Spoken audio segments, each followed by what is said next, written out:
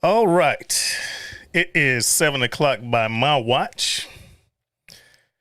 And I am a man of my word.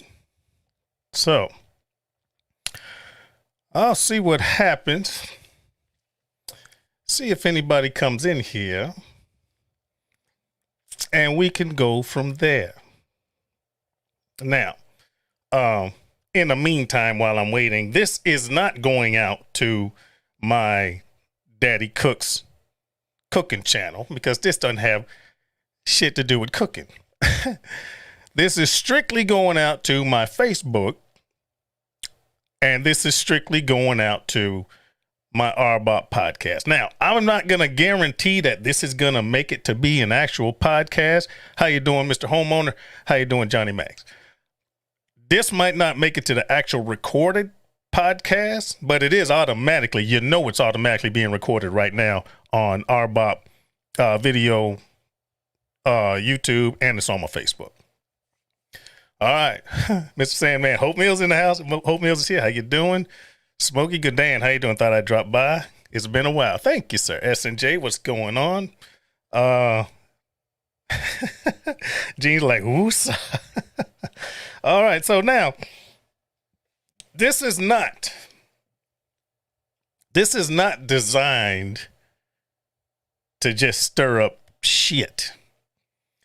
This is a response to some shit that was stirred up. But let's not get that twisted. So, I'm going to hang out here for a minute. I hope the word got out to Mr. Horsman. I hope he's here. I hope he shows up. I've decided that even if he can't contact me via Facebook Messenger or whatever, because we're not friends, I don't even know the guy, but I will put the link right here and he could pop in and it'll just be me and him. Troy Graham says, I don't think he'll show up. Now, you know what would be classic? What would be classic? And I hope he does. For everything in me, from my guts to my nuts, I want that man to come in here. All right. I feel that I have the right to face my accuser.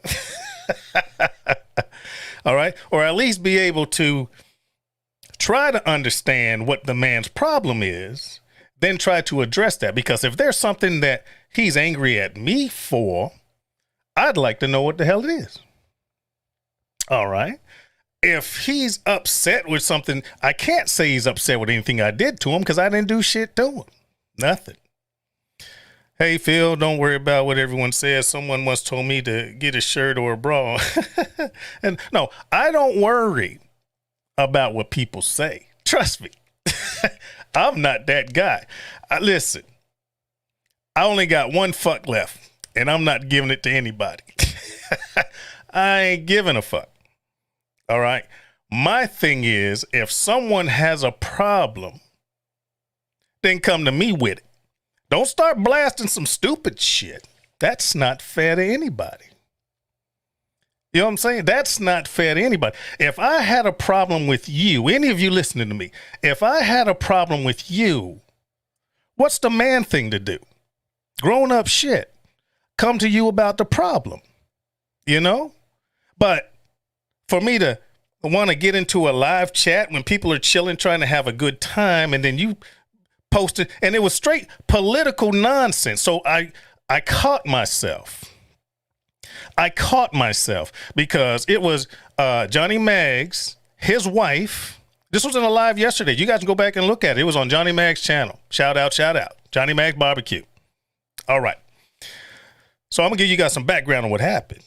Thank you, Keith. I love Keith Bettag. Listen, see, this is a perfect example. You got me changing the subject. Me and Keith Bettag are completely opposite when it comes to politics. We are completely opposite. Hell, look, we're complete opposites, period. He drinks beer, I drink whiskey. He's a white dude, I'm a black guy. He got a full-blown grown man beard, and I just got stubble. We're exact opposites, but we can talk about shit. We can agree. We can have a good time. Come on, man. So if I got some knucklehead saying, oh, well, you're this and you're that, I'm like, well, the reason I want to talk to Mr. Tom Horsman, see, and I'd rather talk to him than talk about him. All right. So right now, if you do listen to this video, if you don't show up, Mr. Tom Horsman, now you're forcing me to talk about you because you're not giving me the chance to talk fucking to you. Now, don't be talking crap about why you hiding, I ain't hiding. I'm right here. Nipples out, baby. Come on, Tom Horsman. There is nothing about a man that scares me. Nothing. Any man. Especially one typing on the keyboard. Come on, man. Oh, this is young Samuel L. Jackson. This is my Renegade shirt. When I get a case of the ass, I put this shirt on. This is young Samuel L. Jackson from that Captain Marvel movie when they younged him up. Chuck's in here. Charles Riley, high school friend of mine. He said, sounds like we have a problem. Who's this Tom Horses at? Hey, don't get on him. Let him live, Chuck. See, my friends is coming in here. Y'all put your hands together for my friends that want to defend me. Yes, indeed. Now, I'm waiting for Mr. Tom Horsman because he was talking straight political nonsense. And then he started talking about military career, what I haven't done. He don't know me. But I'm willing and able to introduce myself. I am. So I'm going to hang out here for a while. It is on Facebook and it is on my R-BoP. So if you got friends that are on my Daddy Cooks and they're looking for this juicy conversation, it ain't going to Daddy Cooks. All right. And actually, that's a missed opportunity for me because I got a shitload of subscribers over there. But this ain't cooking business. This is grown people stuff. This man-to-man shit. All right. I find it offensive for someone to come in and just say nonsense, silly crap, guess, assume. All right. Now, I'm not trying to guess. And I don't want the man to assume. I'm here, Mr. Tom Horsman, for you to come in here and address your grievances. We can talk. All right, Diane says here, I did not like the way Tom came at you, Phil. No way, shape, or form. Knock it off. No. I agree, Diane. Thank you. But now I don't want Tom to knock it off now. I want him to bring it now. I don't want you typing to me, Tom. I want you talking to me, Tom. All right. And I say this all the time. If you got something to say or you got an accusation, bring some evidence. If the evidence proves you right, then I will shut the fuck up. But if you have no evidence, then you're going to have to shut the fuck up. That's just the way it goes.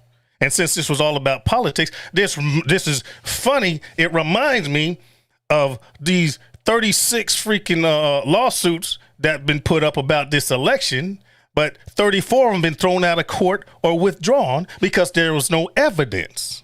So eventually, once all of this nonsense is over with this election, whether you think it's stolen or you think it's true, once all the litigation's over, which is bullshit freaking litigation, somebody is going to have to shut the fuck up. I hope you hear that, Mr. Tom Horsman, since you seem to be trying to accuse me of whatever. Let's talk about it, man. Let's talk about it. Olsen, man, I just knew he was about to say these nuts. That's funny. Anyway, listen, man, yeah, I even got prepped up. I brought tequila. This is not a whiskey conversation. I brought tequila. On the rocks. All right, where's it? Oh, I saw somebody say Tom. I thought he was in here. I got excited. I thought he was in here. What's going on, Jared? How you doing, Frack Daddy Barbecue? Hey guys, if you're here from Facebook and you see I don't know if you guys can see the chat. Anyway, if you're in here and you're not familiar with any one of these cooking channels, guys, please write them down. Go check these guys out. These are my YouTube friends, our cooking community, and they lay it down. You'll learn shit. You'll laugh. You'll enjoy shit. Guys, please check out these YouTube channels. I see Tom. I gotta ask this question, and I don't want this to sound bad. Tom's Food Factory. Your last name wouldn't happen to be Horsman, would it? Please say yes. Oh shit. All right. Anyway, I saw Tom, boy. I got perky. Oh man, I got perky. Nice, not the same time. I was ready to go. I was ready to go, baby. All right. So I've been on for 10 minutes. I will do this. I will do this for 30. I will just talk and do nothing for 30 minutes. And oops, he said my last name. Yeah, man, your last name ain't Food Factory. I hope. Anyway, yeah, I'm gonna do this for about 30 minutes, and I don't know, man. I don't know. Those of you that know me, and those of you that know of me, I have no problem with confrontation. None. None. All right. I have no problem with confrontation. I'm not the type of person that's going to talk behind your back. All right. Now, I might be behind your back and say, turn around, motherfucker, I want to talk to you, but then I ain't behind your back no more. And then we're going to address the conversation. I'm not that guy that's going to hide by, oh, I heard somebody told me you said, and I'm going to say either, yes, I did say that, or no, I didn't say that. That's it. That's it. All right. Ray Mack, Kitchen and Grill. What's up, brother? He's a hello, Phil, and everyone. Phil, can we call it? You know what? I'm going to bring in. Okay, Ray, I'm going to bring you in. I ain't seen you in a while. Diane, are you available? Can you bring Diane in? Bring in Booger? I'll watch my language.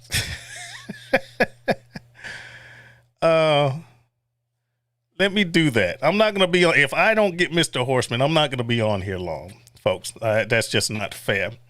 I don't want to clickbait. I ain't trying to make you guys, oh, we came here for nothing. Hey, it's not my fault. Not my fault. Hold on. I'm working multiple screens here. All right. If Diane can play, I'll bring her in. Alton, I'm bring you in right now. I'm gonna hold on. Johnny Maggs left. I'm gonna hold off on y'all because we just talked yesterday. But I can bring you in now. All right. Hey, Uncle Steve, what's going on? All right. Let me get. Who did I say? I'll bring in Alton. Let's get Alton in. Oh, hold on. I got something on Messenger. What's this? Oh, I got excited. I thought it's left. I think I have to go get some beer for this. Left, you have me excited. Let me get Alton in here. If I can. Bam. We'll start with Alton. And then we'll go from there. Got more comments coming in. Oh, Alton's work? Okay, well, can't get Alton. He's working.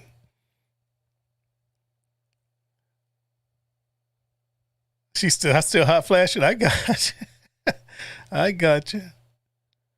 All right, Gene says on that work. Okay, I understand, guys. That's all right. I can hold it down. I can hold it down for now. I only got about 15 more minutes left anyway while I'm waiting. I'm telling you, man, here's a word I haven't used in a while. I was befuddled. I was befuddled, man. We're in a conversation, just laughing and drinking and chilling. And then all of a sudden I get this, I can't even call it a verbal assault. It was more like a typing assault. top by Bruton. I don't know what the hell you call it. Phil said he had enough of you, man. No, because I don't want to bring in a lot of folks and then have to kick folks out after if Mr. Horsman shows up. Yeah. Anyway. What are we going to talk about? I'm bringing somebody in. Who am I going to bring in? The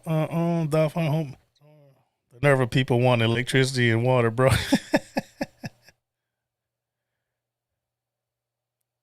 What? Oh, see, you need to stop that, Lep. You made me nervous. I thought, there he is. Anyway. Yep, Lep said he's gonna. He tagged him. So I don't know what's going on, folks. Now, what's gonna boil my butt? What's gonna irritate the shit out of me is this. Once this is over, then we get him. See, you better quit. Obviously, I am Tom Horsman. Once this is over, then you get somebody talking a bunch of nonsense. He said, are you at work or can you join in? I don't want to send a link if you at work, my friend. He said he'll join in. Y'all join in. All right. Ray, can you come in? We can talk about it.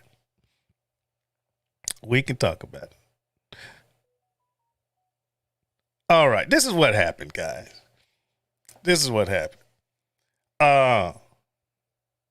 We were having a conversation like this, 4 people on the screen, yada, yada, yada.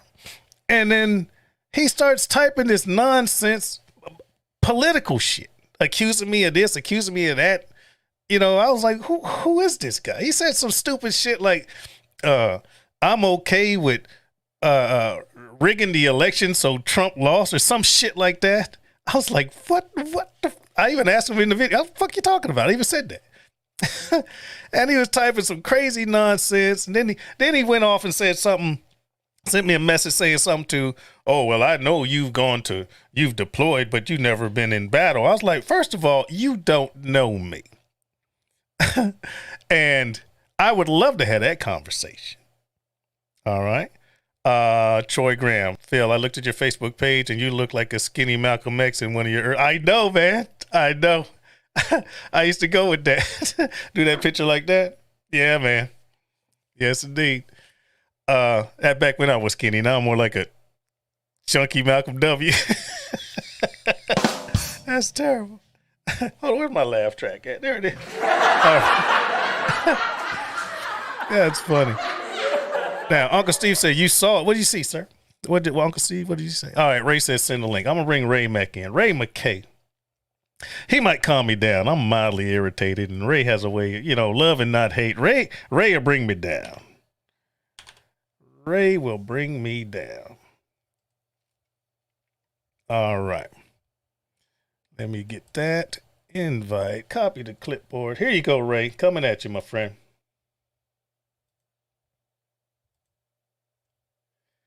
All right. I'm going to bring Ray in. Frack Daddy Barbecue is your email on your channel. That's from Mr. Homeowner. Also, Uncle Steve Shake. Check your email. Gotcha. All right. Ray My Kitchen and Grill has stories. Love hearing Ray talk about. Oh yeah, Ray can come up with a story about and just calm you down, or inspire you, or make you just laugh your ass off. Yes, he can. Somebody said, "What's up, Bay Area in the house? We love you, bro. Love you too, Esquire. Love you too." All right. So we waiting on Ray to pop in here. Got 10. Well, look, when Ray shows up, I might take this a little bit longer since I can't get a Horsman. I'll get a kitchen and grill. He said, stop watering it down. Hey, man, I didn't have none of them plastic cubes to keep it from, come on, wait. Don't kill me. Look, at least I watered down a little bit. I didn't put like orange juice and grenadine in it, make it tequila sunrise. Come on, man. At least I'm trying to water these nuts, man. Work with me. Alden said, man, these Cowboys really trying to win. Come on, Vikings. Charles White said his name Horse. Said, let's be nice. I don't want to talk crap about the man.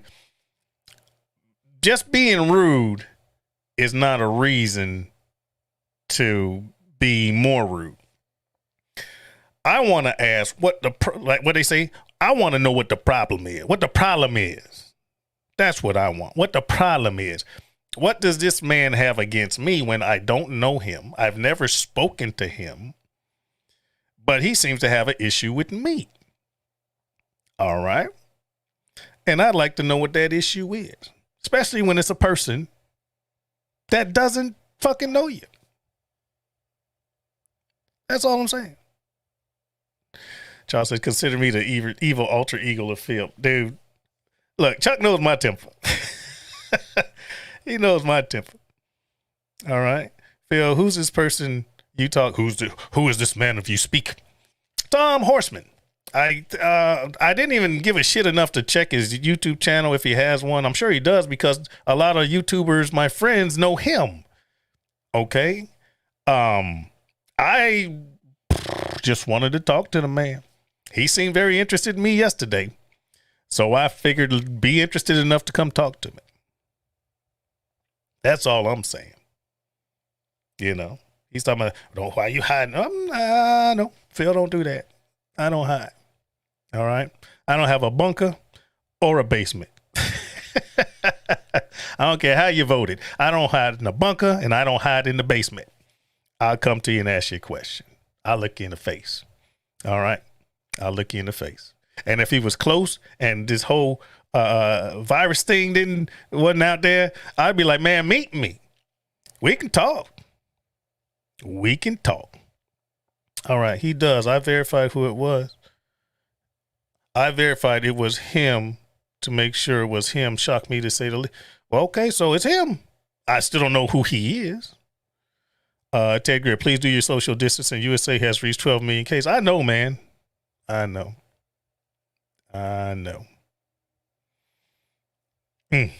Waiting on Ray. He probably changing his clothes or putting on something. I know Ray probably gonna have a hat on or some shit. Yeah, man. Okay, so Thanksgiving, folks. According to the CDC, folks that believe what the CDC said, folks that believe what's going on is going on. What y'all doing for Thanksgiving? We're just gonna be here at the house. You know, my father's up there in age. I might be going back to parts unknown here soon. And originally I was going to go up to Chicago, visit my father. But one, he's up there in age. Two, I think Chicago's on lockdown. Verify that for me, Chuck. You go to Chicago from out of state, you got to quarantine for 14 days. I don't have that kind of time. All right. I saw Ray's coming in, but I saw Frack Daddy. Jared says, Phil, since I had the honor of knowing you, you've always been a straight shooter and honest guy. Thank you, my friend. He says, Phil, I love you like a fat kid loves cake. I love you like cooked food, brother. All right, here come Ray. Y'all put y'all hands together for my buddy Ray. He's about to bless you. Hey, what's up, Phil? What's good? My temperature was yesterday. Yeah, it came back down though, baby.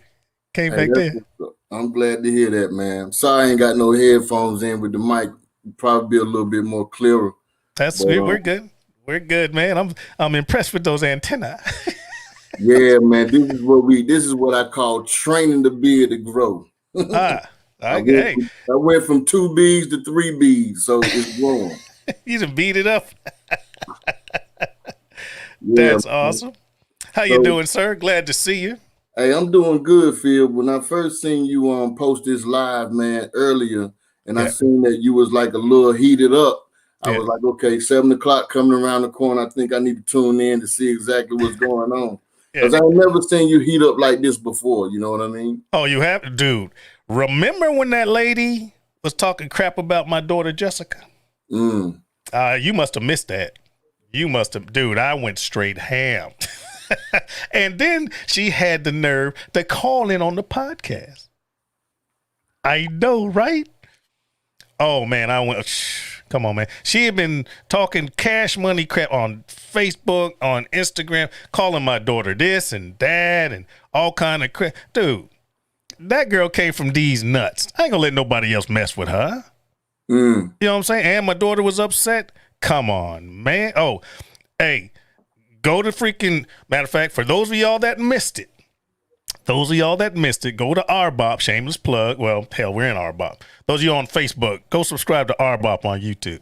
Anyway, the name of the podcast is called Payback, because that's what it was. Just go R-BoP Payback. Dude, I went... I let it fly, dog. I let it fly. And then she called in trying to be, well, you misunderstood. No, bitch, no, I didn't.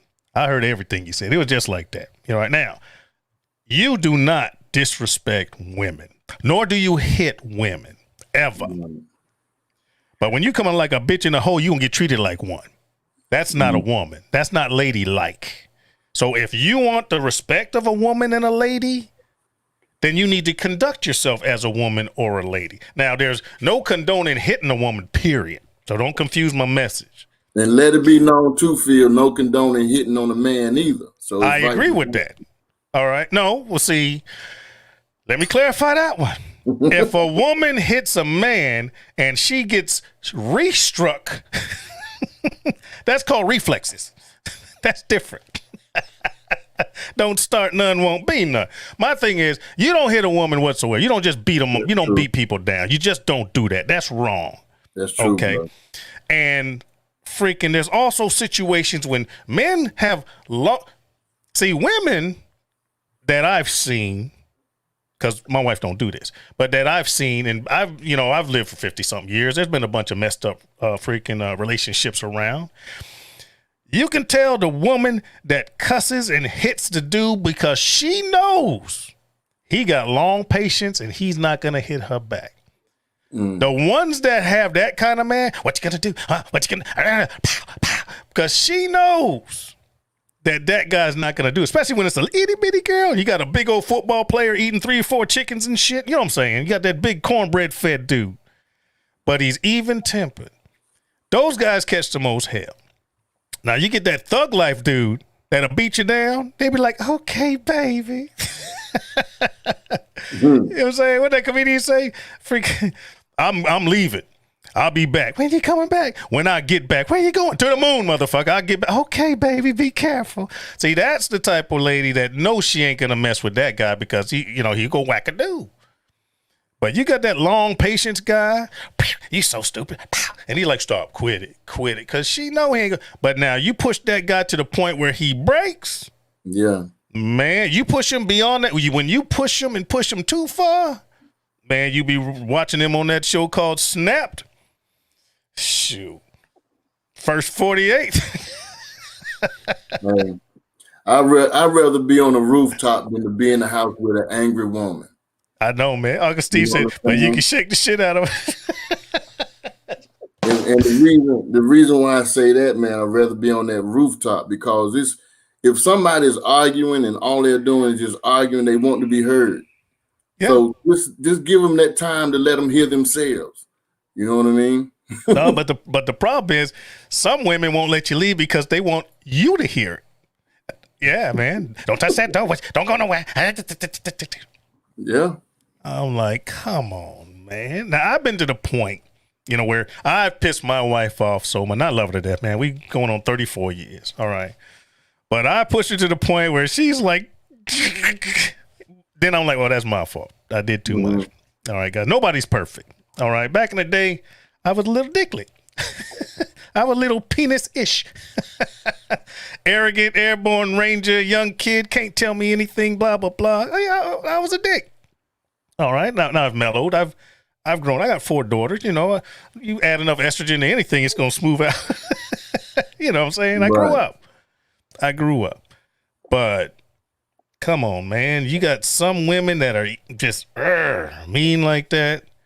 And then you got some women that got that long grandmama patience, But then you got a dude. You got a dude treating her like shit. You know what I'm saying? I don't know, man. The world's crazy. Opposites do attract. Opposites That's do true. attract. That's true. Yes, they do. Now we're gonna go ahead and talk about Tom Horsman. Oh, let's bring it back. Hold on just a second. Tom, Hold on just a second. Let me get ready for this. All right. See, all we were doing was chilling. And he just kept typing and typing and typing crazy shit. It got to the point I responded to it once or twice. I said, you know what? I'm not doing this because it wasn't my show. Okay. And then Johnny Maggs was like, hey, man, that's enough. Quit it. He's like, I can shut this down and go. I forget what he said. I think he said I can go stroke one out or something. He said I could do something else. I don't have to put up with this stuff. And then I believe he got a phone call. I'm not going to say from who. I'm not going to get that deep into the weeds. And calmed him down. Now, Lep jumped in and he says, hey, man, I know Phil.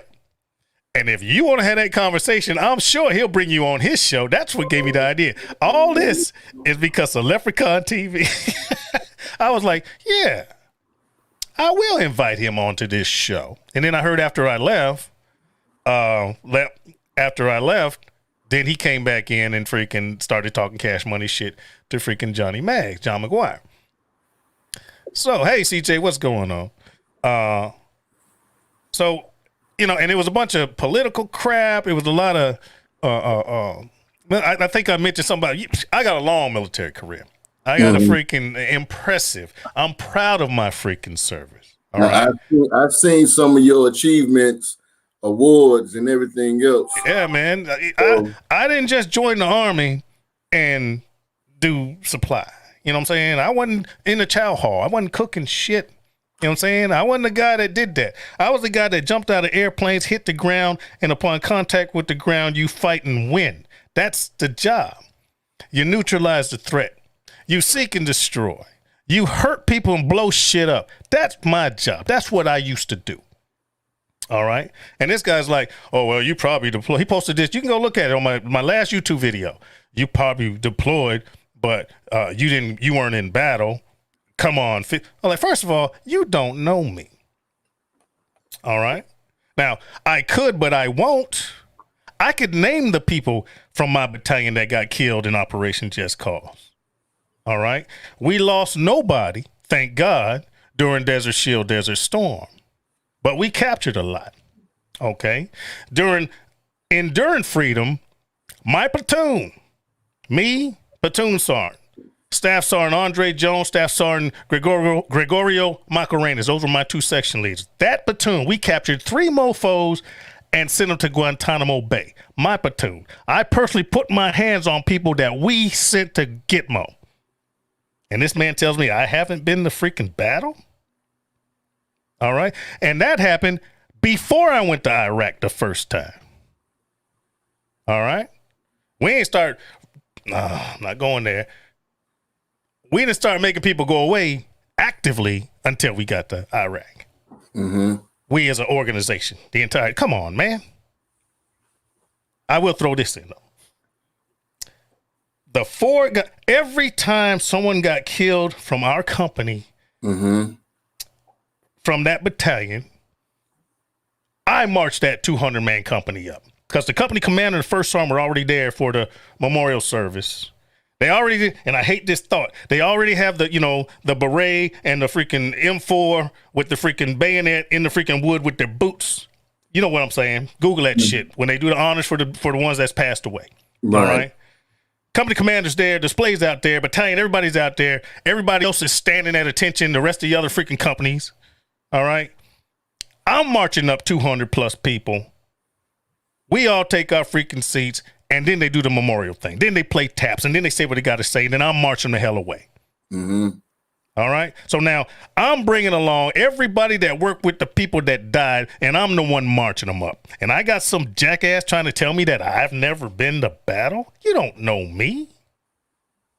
Sir Horsman. You don't know me.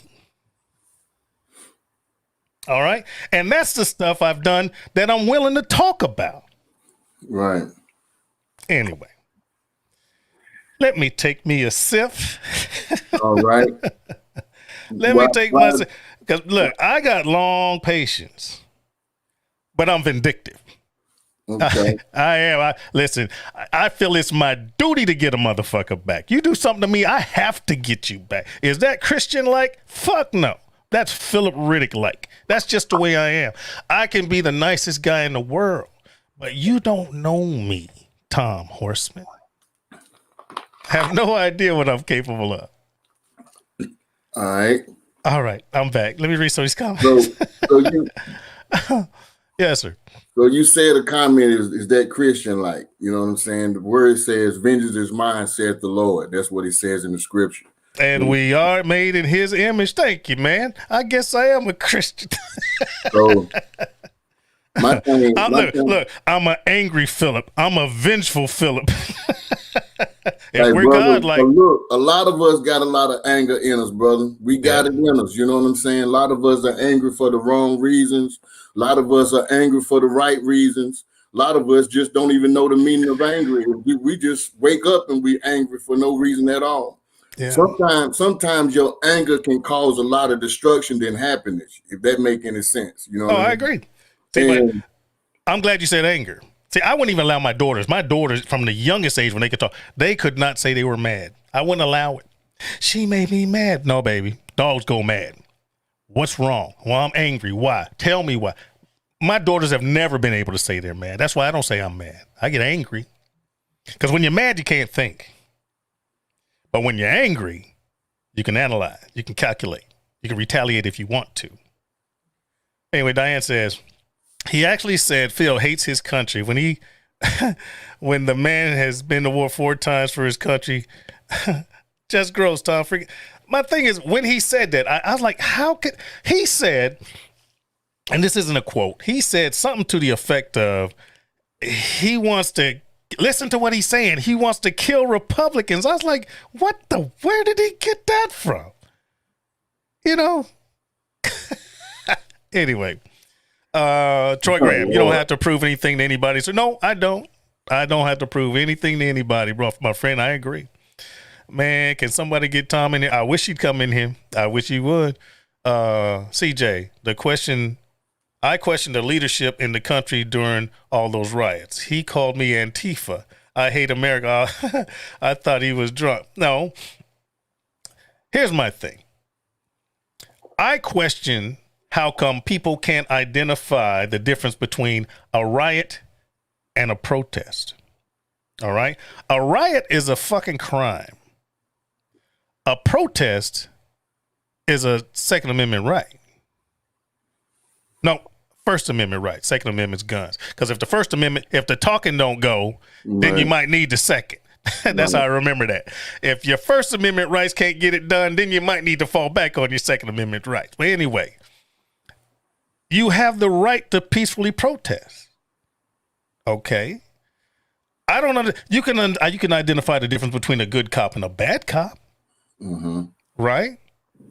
You know, you don't say all cops are bad or all cops are good. You can tell who's a good one, who's a bad one. So how come you can't tell the difference between a riot and a protest? What's the difference between people upset and freaking tearing shit up and burning shit down and people happy that they won a game and they flipping over cars and tearing shit down and burning shit the fuck up?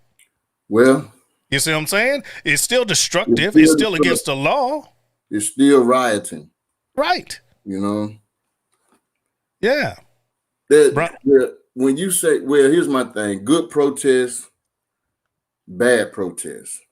Good rioting, bad rioting. There's no good rioting. There's no good rioting. There you go. There is no good rioting. You can have a good protest and a bad protest. People who truly protest, man, they would tell you off gate that they do not support damaging up buildings. Right. Looting stores and all this other kind of stuff. True people who are protesting for what they believe in. Yeah.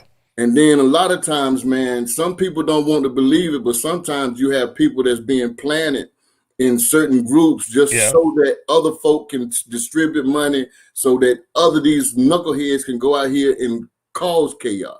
Yeah. You know what I'm saying? Look, when you injecting somebody, you got nothing to do with it.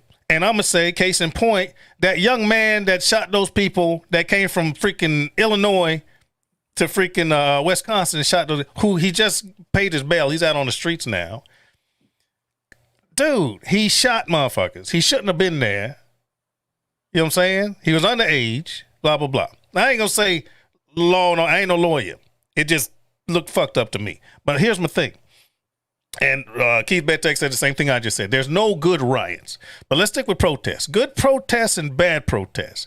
A good protest, in my mind, is if you're upset that people are getting killed that are unarmed, blah, blah, blah. And yeah, I'm going to say the people yelling Black Lives Matter because they feel like they don't have a voice.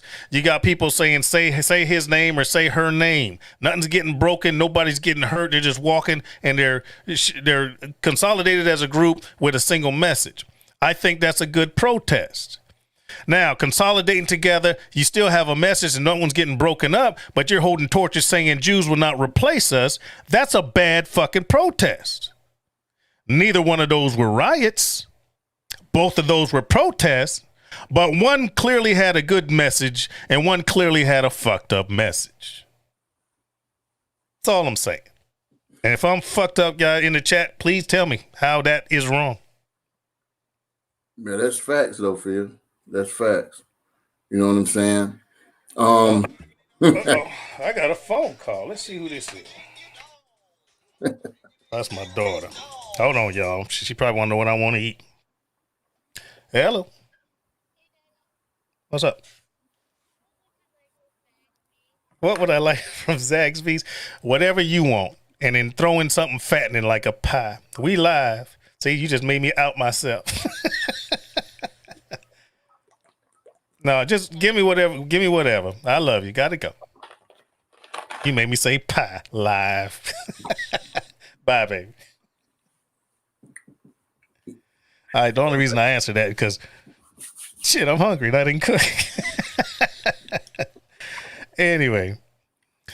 Man. Let me share this one though, Phil. When we look at everything that's going on with politics, even with the election, before the election, before everything that happened that turned into chaos, this country was already screwed up. You see what I'm saying? It was already, man, in fucked up situation. Well, if I may, let's go all the way, not all the way back. All the way back, there wasn't nobody here but animals. But we had a group of people. They call them founders. All right, they used to call them the founding fathers, but I think somebody felt that wasn't politically correct. They didn't, they changed everything. Now, I'd never heard of the word social distancing. I never heard the word. What's that word they say? What is it? Food disparity or something. They just making up fucking words now, social they didn't want to say quarantine, so they created social distancing. All right. No, food insecurity. Have you ever heard of those two words put together until this year? Food insecurity. That just means motherfuckers is hungry, hungry. Welfare, ain't got a job, or whatever the situation is, you don't have enough food. You're not food insecure. You're fucking hungry. This politically correct stuff kills me, man. But anyway, we're going all the way back.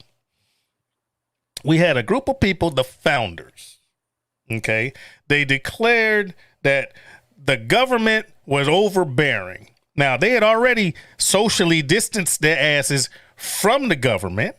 Right? They were here in this country. All right? Started with the Pinta, the Nina, and the Santa Maria. Y'all went to those same classes that I did. Started with pilgrims and they started having babies and shit, before they started screwing the Native Americans over, stealing their land and shit. Anyway. So they decided that they wanted to be independent.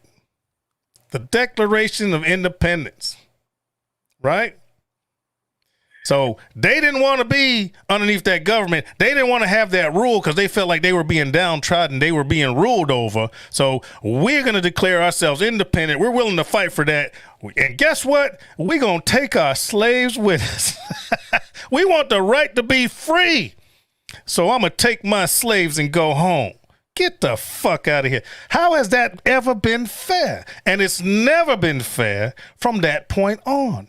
You're being talked to right now from a guy that back in that time would have been 1/3 of a guy. Well, right? You better be careful with that 1/3. A lot of people might. I'm just saying, come on, man. You better be careful with that 1/3, Phil, because there's some of your people listening right now. They got that 1/4 for an inch of something in them that probably would turn them upside down. But I've never been the type of guy that if I feel, let's say 3/5, 1/3, you know what I'm saying? 1/3, 3/5, yeah. 3/5. Anyway, if what I'm saying, you got to understand that concept. Yeah. But if I feel that I'm saying something that's the truth, it's not for me I'm not trying to prove it to you. I'm just trying to tell you the truth. It's up to you to whether you accept it or you don't. You believe it or you don't. If you think I'm full of shit, look it up yourself. I ain't no preacher, teacher. You telling the truth, Phil, because that's something that's in the Federalist Papers, and a lot of people don't want to go and do their homework on a lot of this stuff. Yeah. You know what I'm saying? And one thing I can honestly say, though, man, because when it's dealing with America and liberty, you know what I'm saying, how America really fought for its freedom and what liberty really stands for, what the word patriot really means to people. You know what I'm saying? To be a patriarch in America means something. Yeah. You know what I mean? So a lot of people using these words in the wrong way because some people don't really know the true meaning of the word patriot or the true meaning of the word patriarch.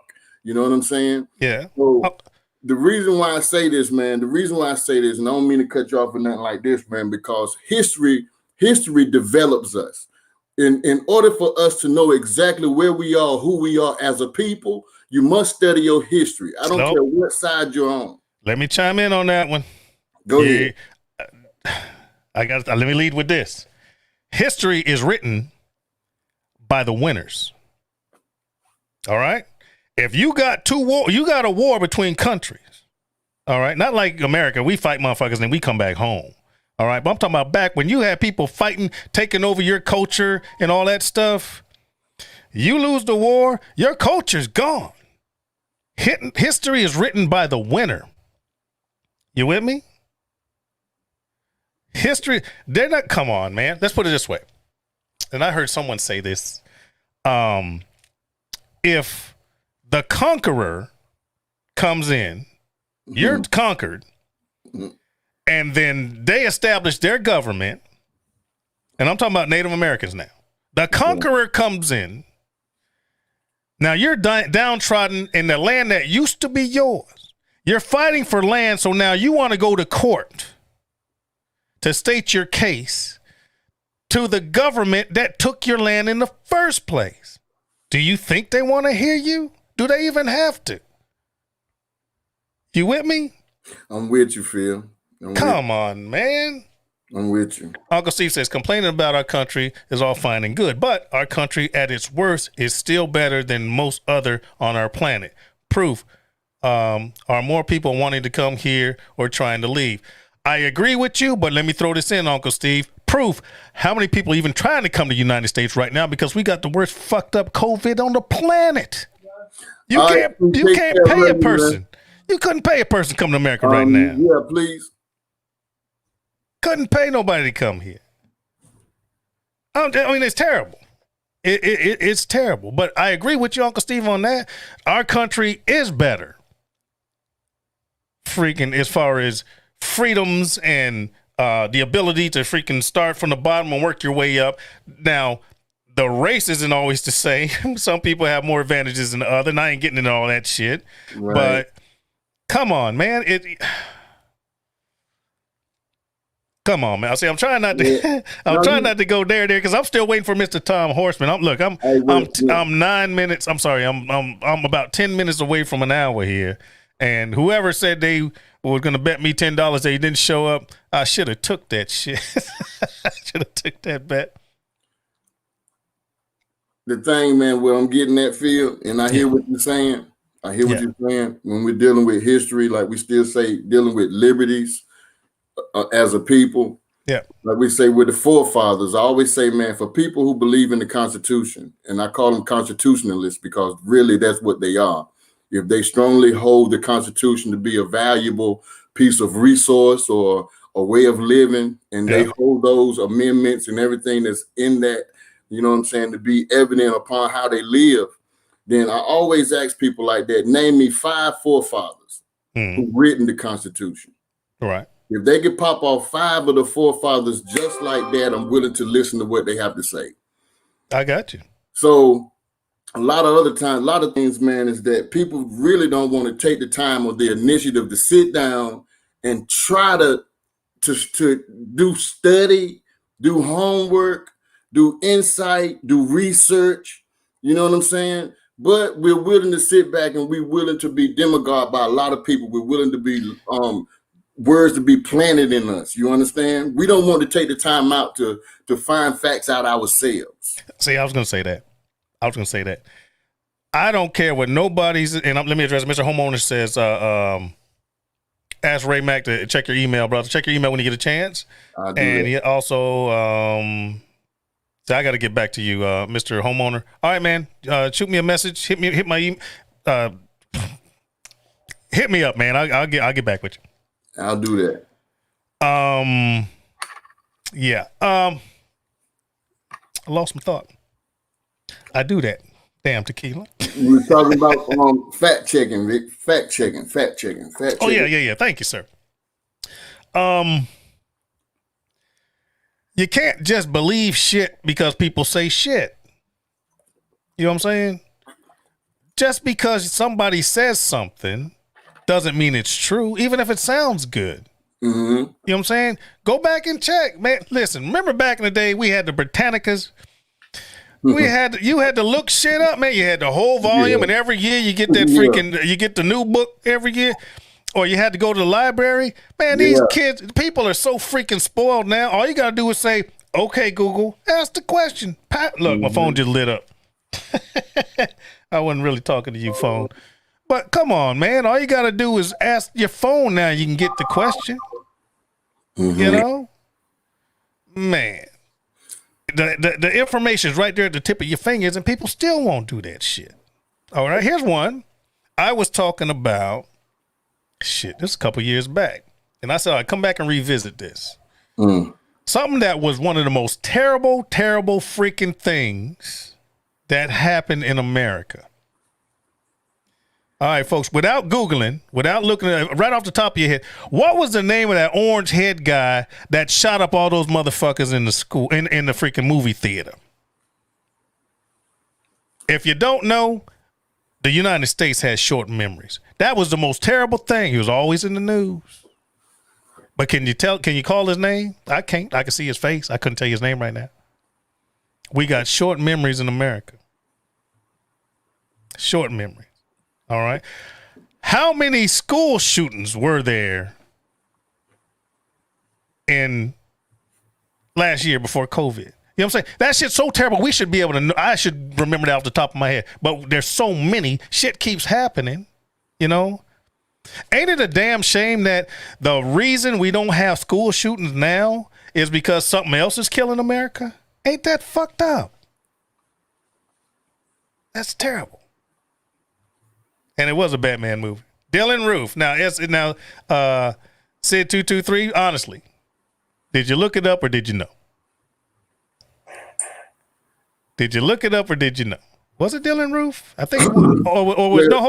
Or was Dylan Roof the one that did the church shooting? Dylan Roof, yeah, I think he was the one who did the church shooting. I think he was the church guy. The one that they took the Burger Kings. Yeah, that was Dylan Roof. How do people feel about him going to Burger Kings, though? Oh, that's why Sid 223 says he was the one who shot the folks in the church. Yeah, but what was the name of the Joker, I call him, the orange-headed guy with the freaking staring in the camera looking all googly that shot him? I can't even remember his name. And that's terrible because I told myself that I wasn't going to forget his name because I want to bring this up again. So now it's years later, and I can't even remember that mofo. Right? Now, the reason I brought this up is so much shit's happening now that we're getting desensitized to it, man. Isn't it a shame when they say, oh, there was a school shooting and 2 people got wounded? You're like, oh, man, whew, thank God, only 2 people got wounded, which should be terrible. But you're just glad that they didn't shoot up the whole fucking school. Isn't that terrible when you're so desensitized? You're glad that only 2 people got killed and not 20? What does that have to say about America? Something to think about.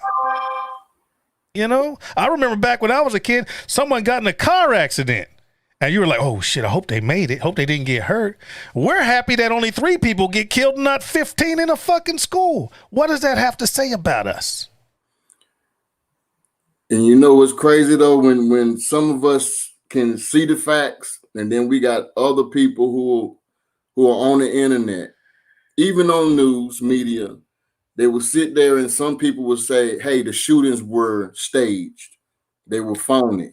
Nobody died in it. Yeah, you had those folks. And you have people who would listen to folks like that, man, and they would actually say, you know what, that it was staged. It wasn't real. This was just a plot. And it's always going to be somebody who's to blame for the plot, if that makes any sense. So the bottom line is it always turns into a gun regulation dilemma, right? Because the Democrats automatically start talking about freaking there needs to be some type of freaking gun regulation, blah, blah, blah. And the freaking Republicans are like, don't touch my guns, don't touch my guns.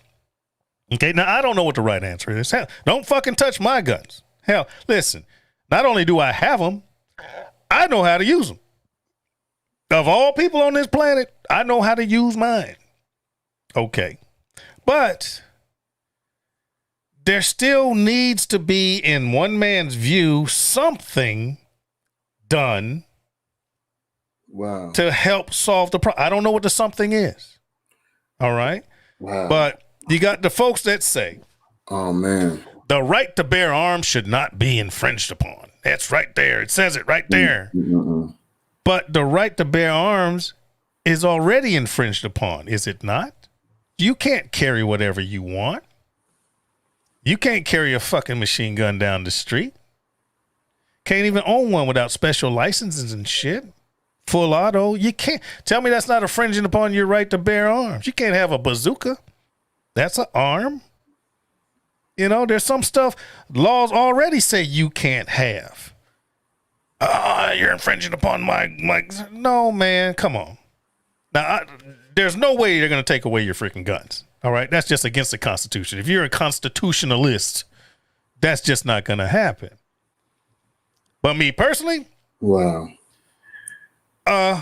Whatever the answer is, I hope that enough people can freaking be with it or understand it or come up with a something that will be acceptable to the masses, so people won't be shooting your asses. Can I add something to this real quick? Always. I seen something where Dan from Smoky Goodness posted earlier where he said something about George Carlin, the comedian. Oh, I love George Carlin. And for a lot of people who don't know who George Carlin is, man, I would tell any and everybody to please go over on somebody on YouTube and pull up some of his live comedy stands. You know what I'm saying? Pull up some of his comedy concerts or performances. Yep. And the brother's actually telling you a little bit of comedy. He's making you laugh. He's making you cry, but he's also, you know, making you see stuff as it is, as it exists. Yeah. You see what I'm saying? So George Carlin is very smart at how he tried to display messages through comedy. Did you see when George Carlin went to Congress? I don't know if he was talking to the House or the Senate or it was Congress. He actually went and addressed Congress. It was smart, witty, funny, and he freaking laid it down. He laid it down. That man was... George Carlin wasn't smart. George Carlin was wise. Mm-hmm. He was wise. He says Carlin was killed. I don't think so. Carlin, his last concert, I thought he was about 200 years old, man. I think George Carlin died of old age. He was George Carlin. You know, Rufus from Bill and Ted, same guy. Very, very informative. Very informative. Oh, yes, indeed. Especially when he starts talking about religion. It's going to piss you off. But listen to him. He starts talking about the government. When he starts talking about, what's that one? Flying in planes. He's like, why do you end in a terminal? It shouldn't be called a terminal. Yeah, man. Say he died of an element? Okay. All right. All right. And another one, though, man, is one of my all-time favorite comedians as well, is Jon Stewart. Yeah. Jon Stewart fought the fault. When you're talking about first responders and how even the government has actually turned their back on first responders who gave their life during 9/11, who also suffered after the 9/11 effects, not just the ones who went into action to try to save a lot of people and recover bodies, their families also. And they were just like the veterans now of the United States of America who fought in our battles. They were forgotten people. You know what I'm saying? They served the country just like them. Come on, man. Now, talking about a patriot. Exactly. Talk about a patriot. Exactly. That man was a patriot. Exactly. Now, what is a patriot? The no shit balls to the word. A patriot is someone who fights for others. Puts himself in the line for others. Love you, booger. And that dude, Diane's leaving. Love you, air fryer. Hey, love you, Diane. Be safe, sweetie. If you need something, if I can help you, I always will. You know that. And rest well. Rest well. All right, Bobby Cutton says he died of heart failure. I thought he died of natural causes. Yeah. But well, we're an hour in, still no Tom. I hope he at least listens to this. I ain't the bad guy, Tom. All right. And I wasn't going to go here, but I am now. Since everything you were saying seems that you're really, really extreme right as far as political, it's fine if you're a Trump supporter. I don't give a shit if you're a Trump supporter. That's good. I even hate they say Trump supporter because that makes it seem like you're a different group of person. But you support Donald Trump, which is cool. I think Donald Trump's a fucking jackass. I'll say that out loud. We don't have to agree on that. But what I want to understand is why you have a problem with my view. All right? I don't have a problem with you being a person that supports the current government. I have no problem with that.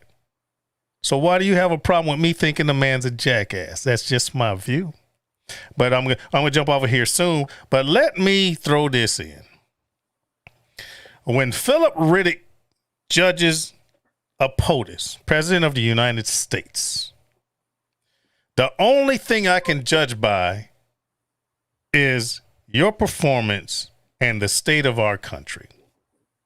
So let me ask you this. What was the state of the United States of America when George W. Bush started and George W. Bush finished? Don't answer. Just think about it. What was the state of this country when Barack Hussein Obama started and Barack Hussein Obama finished? What was the state of America? What was the state of America when Donald J. Trump started till now? Let that marinate in your head. And if you could say it was better at the end than it was when it started, then he was a good president. If you can't, then he wasn't a good president. That's all I'm saying. That's all I'm saying. Now, let me throw this caveat. I don't want to hear that bullshit about before the China virus, He was the president before it got here, and he's the president right fucking now. So how is the United States of America right now? I don't want to hear, oh, we had the lowest unemployment before. I ain't talking before. He didn't stop being president once COVID hit. He's president right now. Hell, he still got 2 months to go. I ain't heard him say shit lately. All right? I ain't heard him say nothing. All right? He left the G20. He did a G20. Yes, I do follow politics, by the way, folks. Those of y'all that know me know that. He went to the G20 freaking virtually for the first part, but when they started trying to come up with solutions for COVID worldwide, he didn't show up for that. He went fucking golfing. This is Mr. I won't have time to golf. I'll be too busy. Remember that during the campaign?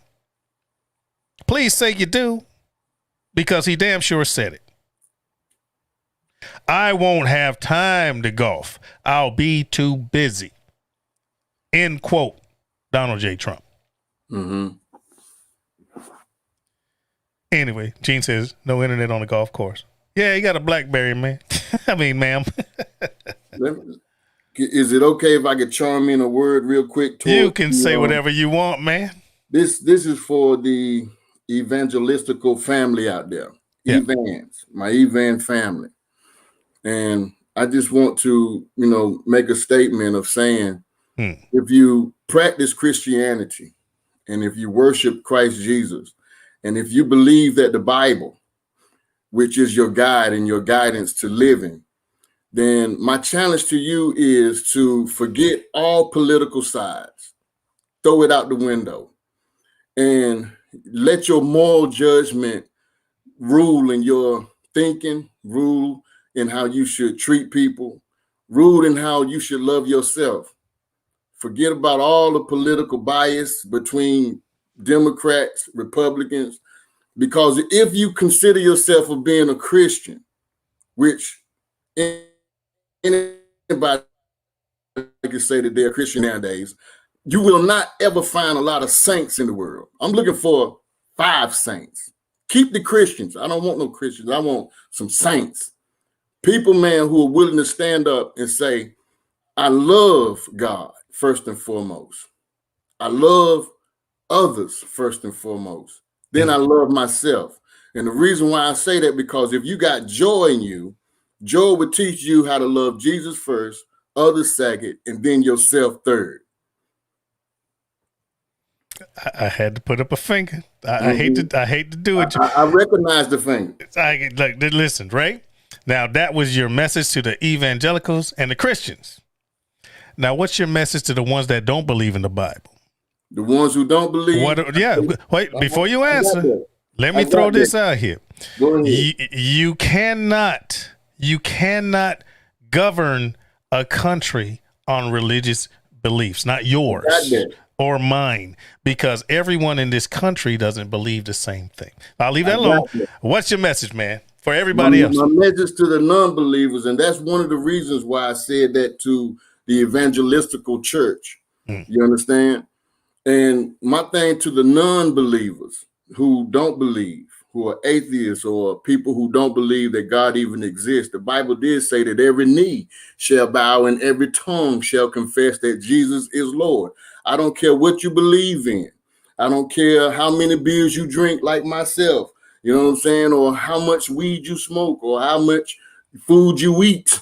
You know what I'm saying? But all of us is going to have to get to a point to where we're going to have to recognize that God is real. No matter what we do, we step outside and we see nature. You got to ask yourself, who caused nature? There was only one cause. And in my opinion, that cause is God. Now, who caused God to exist? No one caused God to exist. You understand? I'm going to do it again, right? Oh, yeah, I recognize the finger. I don't believe there's a such thing there's no such thing as a non-believer. Come on. Hear me out. You have people that believe in the Father, Son, and the Holy Ghost. They believe. You have people that believe in Allah Muhammad. They believe. You have people that believe in Satan. They believe. They're not non-believers. They just believe differently. True. Okay. You got atheists. They don't, I forget the religion they call it, that when you die, it's just like You never existed. Mm-hmm. But my point is, and look, I was raised in church. I'm not the most religious person in practice, but I'm a God-fearing man. There's some shit I don't say and I don't do because I'm afraid to go to hell. But I firmly believe that just because you don't believe, worship, or understand what I do doesn't take away from what someone else does. Because my question here, and this is going to go crazy, who's right? Who's right? Who's right? Because every Christian, every Catholic, every Buddhist, every Muslim, I don't know, Scientologist, whatever they do, listen, they're going to tell you that their way is right. All of them believe it from their core. Now, let's throw that away. Does it matter if it matches mine? If you're in the government, you still have to eat. You still need roads, bridges, and freaking airports. You still need a stimulus right now. You still need freaking help and jobs and shit. Right now, we have a president of the United States that's golfing. He himself said, after November, you're not gonna, after the election, you're not going to hear anything about COVID. It's going to disappear. The only one ain't talking about COVID right now is fucking him. Everybody else is talking about it's getting worse. Come on, man. Hey, come on. And I'm always the devil's advocate. I like to have conversations. I listen to what people say. I will counter, or I will throw in an idea into the conversation to keep it going or to lift it or enlighten it, because I can't just stick with the way I think about it. All right. Because there's a lot of people listening to us. This video is going to be on YouTube forever until YouTube goes away. And someone's going to hear this a year from now, maybe, or, a month from now. You see what I'm saying? And somebody's going to hear this. Yeah, man. I can't just, and yes, I was raised a Christian, but that doesn't make me any better than anybody else. No, let me time in real quick. Yes, sir. When Tom said something about your service to serving in the military. Where'd you get this from? That's what you said something about him. Oh yeah, that was like the comment he made. Yeah. Okay, there you go. So we got to be on point without thinking. If I had it wrong, I was waiting for you to correct me, and I was going to accept the correction as we go.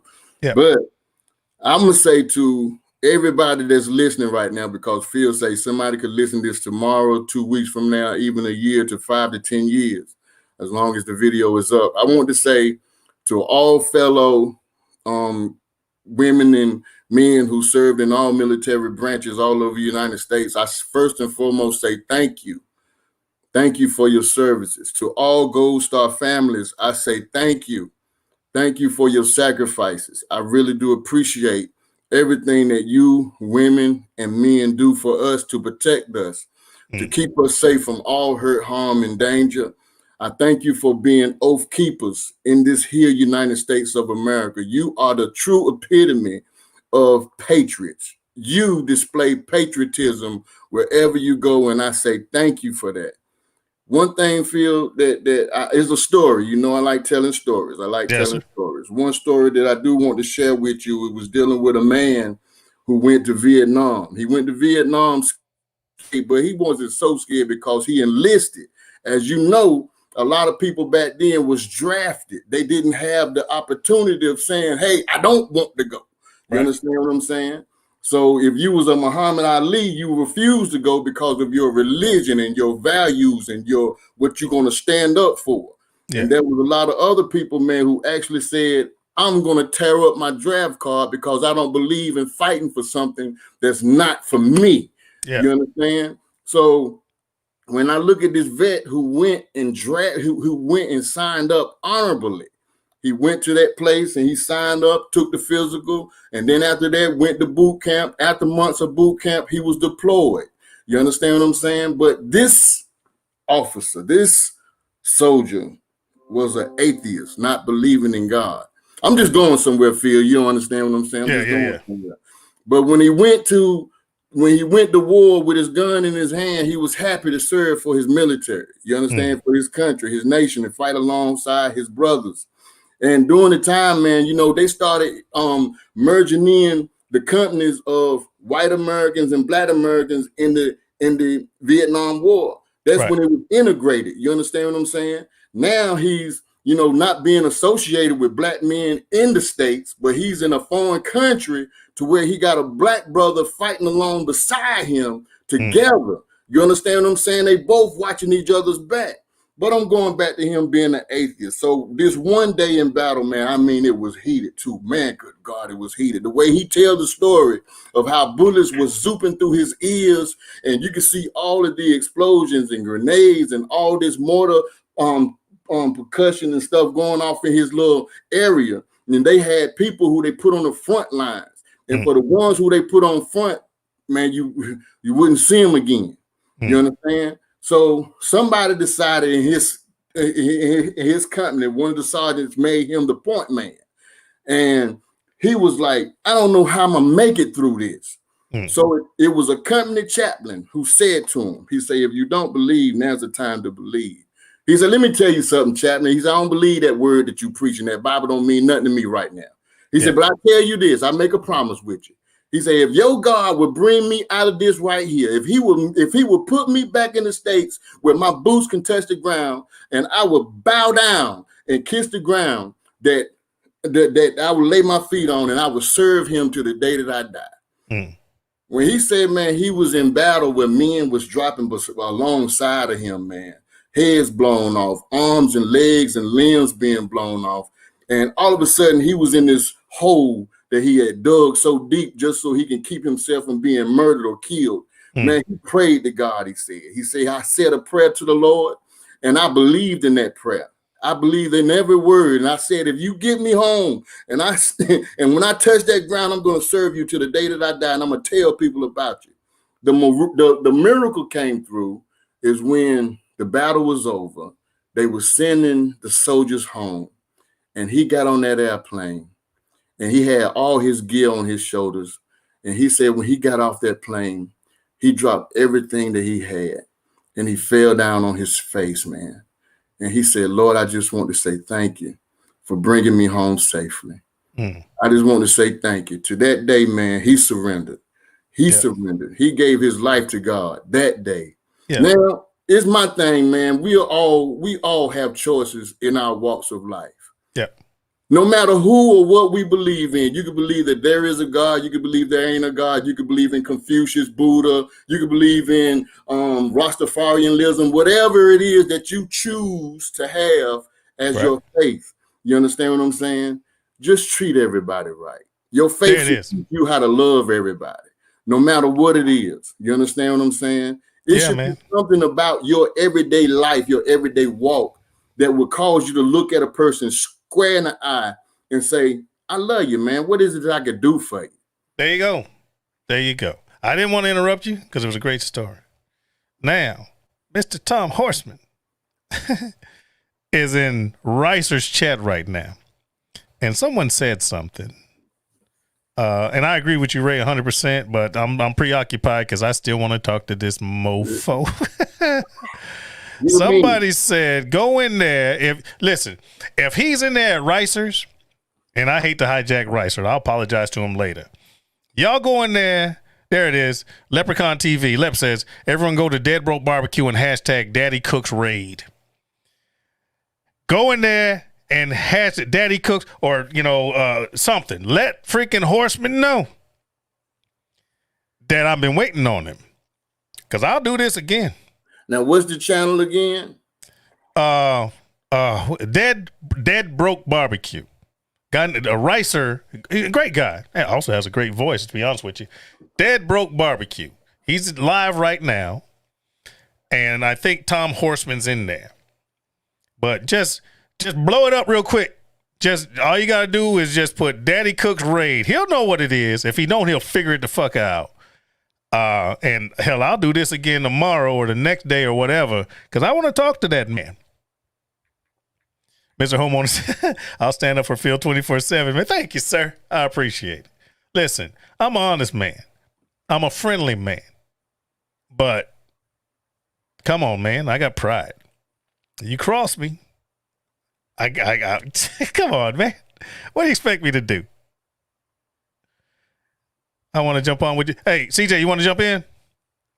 Let me bring CJ in because I think he freaking did CJ wrong as well. I'm gonna bring, man. We are at hour 19 minutes. That's okay. That's okay. I got friends, man. I got friends in low places. Let me hit CJ up. All right, links coming at you, man. And I'd really like to say I ain't trying to stir up shit, but that's a lie. And I can tell you this last election, man, has been, it's been something. It's been really something, man. Yeah. Well, see, it's not the elect. My thing is this. If you say 305, 306, I think 305 to whatever, I believe me, I won by a landslide. Well, shit. Then obviously Biden won by a landslide. Right? If you, hey Thyron, I'm sorry for look, Thyron to put in chitlin sandwich. Yeah, I saw that by the way. But chitlin sandwich. Come on, man, y'all know me. Those of y'all that do know me, you already know. Those of y'all that don't know me, based on this conversation, now you do, because this is me. All right. When I do Daddy Cooks, when I'm cooking, I'm enjoying my family, my life, my food. I like to enjoy. I'm getting better with video. I'm learning more, and it's a whole experience, and I love it. That's why I had to separate Daddy Cooks from R-BoP, because I have a YouTube channel where I like to cook a lot of food, but I have a freaking, my brain, man, I have views on shit. All right. And it's not compatible. All right. This right here isn't Daddy Cook's material. This right here is the way I feel about stuff. Okay. Daddy Cooks is a show. It's entertaining, I hope. It's informative, I hope. And I enjoy doing it. But if I'm talking about situations, I'm getting ready to bring in. See, y'all put your hands together for CJ. Get ready to bring him in. Come on, you know how to do it big, CJ. I had to do it big, man. What's going on? But let me get this thought out. Freaking Daddy Cooks is a show. All right, guys. My show on Daddy Cooks is just like a TV show anywhere else. You see what I want you to see. All right. On Daddy Cooks, you'll see me start out with a drink. You'll see me laughing, joking, and enjoying with my family. All right. Daddy Cook, you're not going to see the argument. You ain't going to see me yelling at my daughter for not freaking cleaning up her room. You ain't going to see me upset about freaking. You don't see that. That's by design. Daddy Cooks is an entertaining show, and hopefully I can make that blow up. This podcast is anti-that. This is where I can tell you to fucking kiss my ass if I think you should kiss it. This is where I don't like something, I'll tell you. If I love something, I will tell you.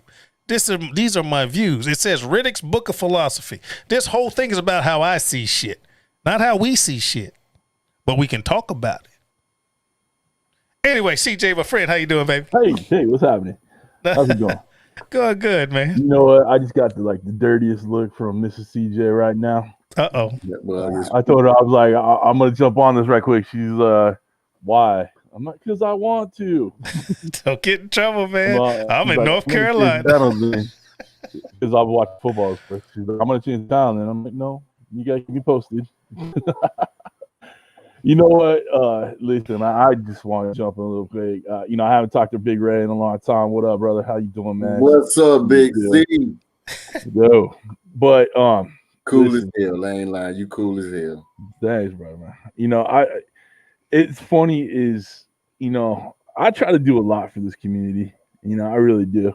And I feel like I'm a part of it. I feel like, you know, I've kind of dug myself in pretty well here, and you know, even to the point where I don't feel like I can get out at some point. You know, like I'm gonna keep doing that hot seat until someone drags me off that fucker, right? Dude, But the hot seat, if I may jump in real quick, the hot seat's a freaking staple now. yeah, It's a standard. It's a thing. It's feels a like it. thing. There's people begging to get on the hot seat. So yeah, you, Johnny Carson, you in there, man. You know, and I sometimes I'm afraid to have an opinion, right?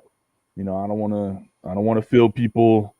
You know, I feel like the majority of my watchers, my supporters, or whatever, are on the right side, and I'm not so much left side, but I'm more middle side. I think we've had these conversations before, Phil. You know, I like some conservative things, but I also like some liberal things. Right? So do I. Right. So when all this went down with Tom, I try not to put silly shit on my Facebook because, you know, my Facebook is for, you know, a cookie, right? You know, I just use it to get people to follow me, right? Man, share it on mine. Yeah, as I said, I shared on this. But I put, when all them riots were going on and LA was getting tore up and all that stuff, I put a little something on there. My post, I think it was something to the effect that I'm paraphrasing, but where is the leadership in this country? I said right and left. I did not go after Trump. I didn't go after anybody. I didn't, you know, name, you know, Gavin Newsom, who's, you know, our idiot running our government in California. I didn't go after anybody. I just said, where's the leadership? Because if you guys remember, no one was coming out. No one was saying like, chill out. You know, we got to figure this out. We are, you know, whatever, right? We are one country, you know, whatever. And I just said, where is the leadership?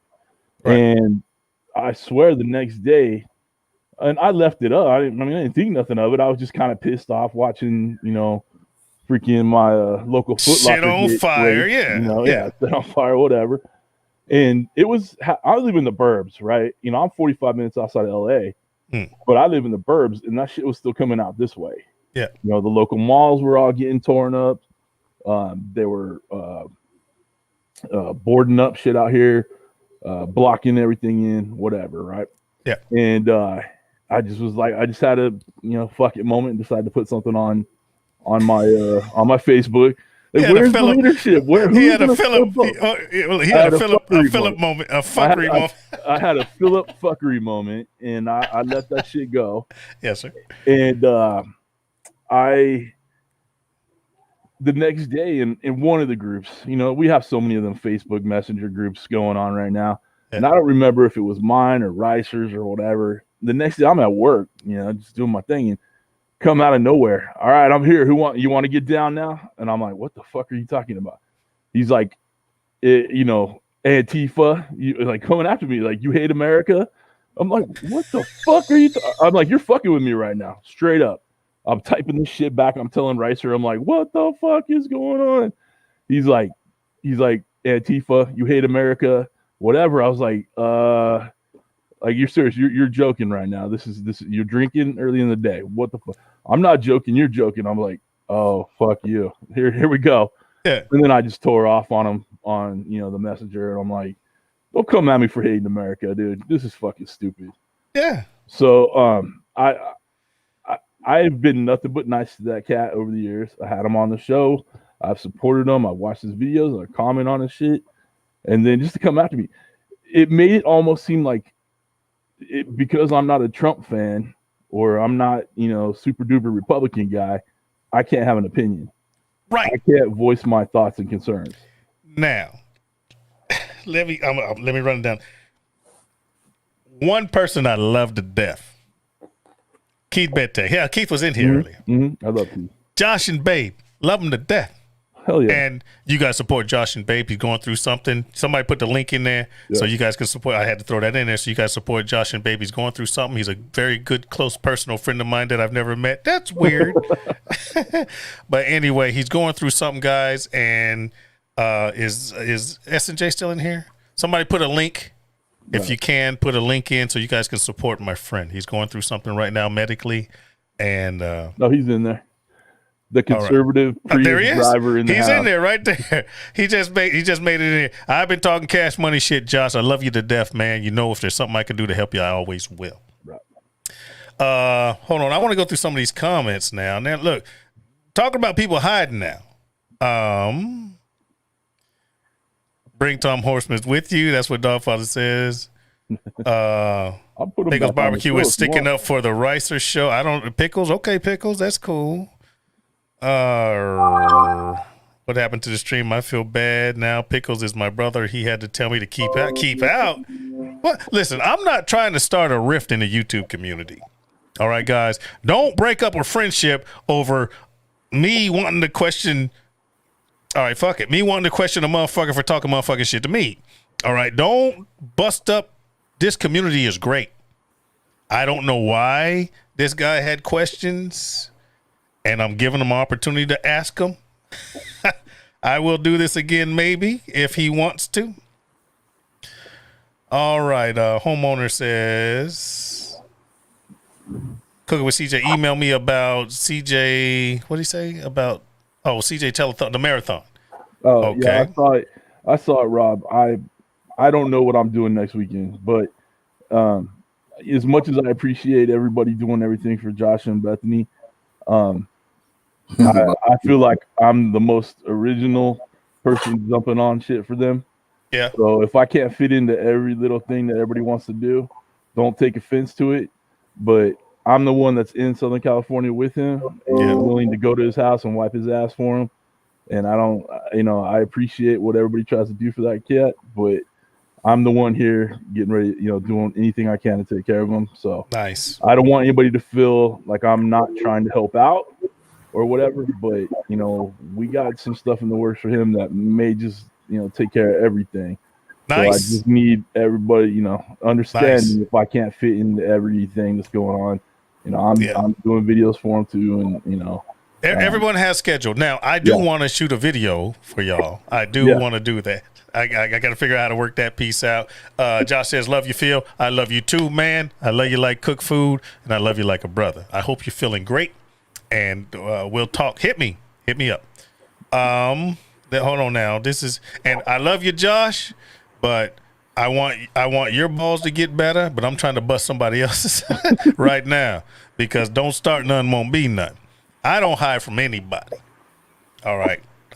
Y'all know me. Y'all know me. All right. I don't talk behind people's back, and I would not like for anyone to talk behind mine. All right. Cooking with S&J, here's where you can help Josh from Cooking Cup. Thank you. Y'all, there you go. That's where you can help him. The link is off to the side, but I just want to put that out there. Cooking Cup, hoping to film video. Okay, nice.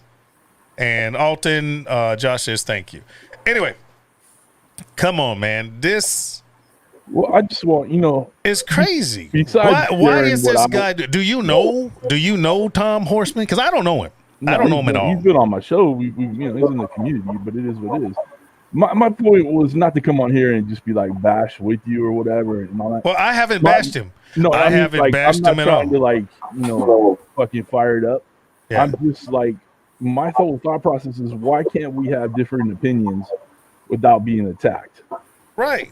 And I may not agree with everything you say, and you may not agree with everything I said, but fuck it, that's what we're here for. It's a view. We have platforms. Right. All right. Some are bigger than others, but we have platforms. All right. Now, I ain't on a national level yet. There's church finger. Ray Mack put up the church finger. What you got, Ray? The thing about certain people's opinions is that some of those opinions are dangerous. Right. You know what I'm saying? And whenever somebody expresses opinions, they can't hold conversations like Phil Riddick and CJ and have different opinions. And if you throw Keith Baytag in the middle of them, three of you guys are still not going to try to kill each other. No. But you have other people with opinions that are damaging, because those opinions will cause folks to go out here to kill, to go out here and kidnap folk, to go out here and just outlandish do stuff that's for no reason at all. You understand what I'm saying? So whenever you have people who have strong opinions and they hold to it to be true, those are dangerous people, in my opinion. Yeah. Now, I got a comment from Troy Graham. He says, Phil, why not just reach out to Broke Barbecue and do a joint show right now and talk to Tom that way? Because Ricer's doing his thing. You can't do it. I can't chime in. I can't try to interfere with. See, then that's when it goes from me wondering why a guy wants to talk shit and I want to talk to that person. That goes to me being invasive and petty. Disrespectful is the and word. Disrespectful. I can't do that. Ricer has done nothing. He probably don't even know what the fuck's going on. Why would I do that? Okay, that would be like I'm having a show, like me talking right now, and somebody else is mad at me and I don't know about it, or something. No, someone's mad at freaking CJ. Well, I can't say that because Tom Horsman is. Someone's mad at Ray Mack. Okay, and I have no idea. And then all of a sudden they're like, bling, hey man, can you chime me in? I got some words for Ray Mack. I'll be like, who the fuck are you? Why would I do that? This is a good example. Yeah. Both of y'all are in one studio right next door to each other. You got Phil Riddick, and then you got the other live talk show going on. Yeah. Then all of a sudden Phil say, I want y'all to come on with me right now. We're going to this talk show. We're going to get whoever said it. Everybody's lined up and they rushing into the next show and they bum rushed it. Yeah. Totally disrespectful. Yeah. Totally disrespectful. So, no, I wouldn't do that. My thing is this. The proof's in the pudding right now. Because I'm sure if anyone put hashtags in Ricer's show, which was already teetering on being kind of fucked up, but anyway, thank you if you did, to get the message to Tom Horsman. He knows now. So if he's not willing to, the proof's in the pudding, guys. I put it like this. If he wants to talk to me, then we're going to do it here. Right. We're going to do it here. Because if you're going to talk shit to me online, then I want you to talk shit to me online. Does that make sense? I think I see Daddy Dutch in there said I pissed him off too. I think he didn't get his paycheck and he's upset at me or something like that. That's funny. You know, I don't understand why we can't have conversations anymore. That's why we can't have nice things. This is why we can't have nice things. This is why we can't have nice things. I've had, Josh has been in my house plenty of times. You know that boy is a staunch supporter of, people, man. We don't enjoy. Dude, we can have a civil conversation and we'll be buddies right afterwards. Look, Babe wears mega bikinis and Josh has freaking mega. I think he got mega draws, man. I don't know. I'm sure he's got mega drawers. But I love him. Yeah. That's got nothing to do with my friendship. Mm-mm. That's just the way we look at shit differently. Some people like medium rare. Some people like well done. And those people are wrong. But, the people that like well done should go to hell. But I'm not gonna not cook it that way for you. Exactly. I just won't eat one. Yeah. I've been watching the comments since I tuned in on this thing, and it's true. I mean, Brian's made some good points in there. Alton's made some good points in there. Yeah. I had a conversation with Dutch last night, and we were talking about COVID. Somehow, it affected him a little bit. Oh, Bethany's in. Hold on, wait, ladies, put your hands together. Bethany's in here. Bethany. Babe cooks for cop. Yeah. So, we just had a civil conversation about, if someone would have just pulled the country together a little bit and maybe stayed off of Twitter, we'd be in a lot better shape right now. Listen, it's not even that. Well, it's not even that. That's my opinion, Phil. I got you. But to me, it's this. No matter how good or bad you do as a president, no matter how good or bad you do, it don't matter. But when your time is done, you transfer to the next guy. Right. I don't care if you're the best president ever or the worst president ever. But when your time is done, you're done.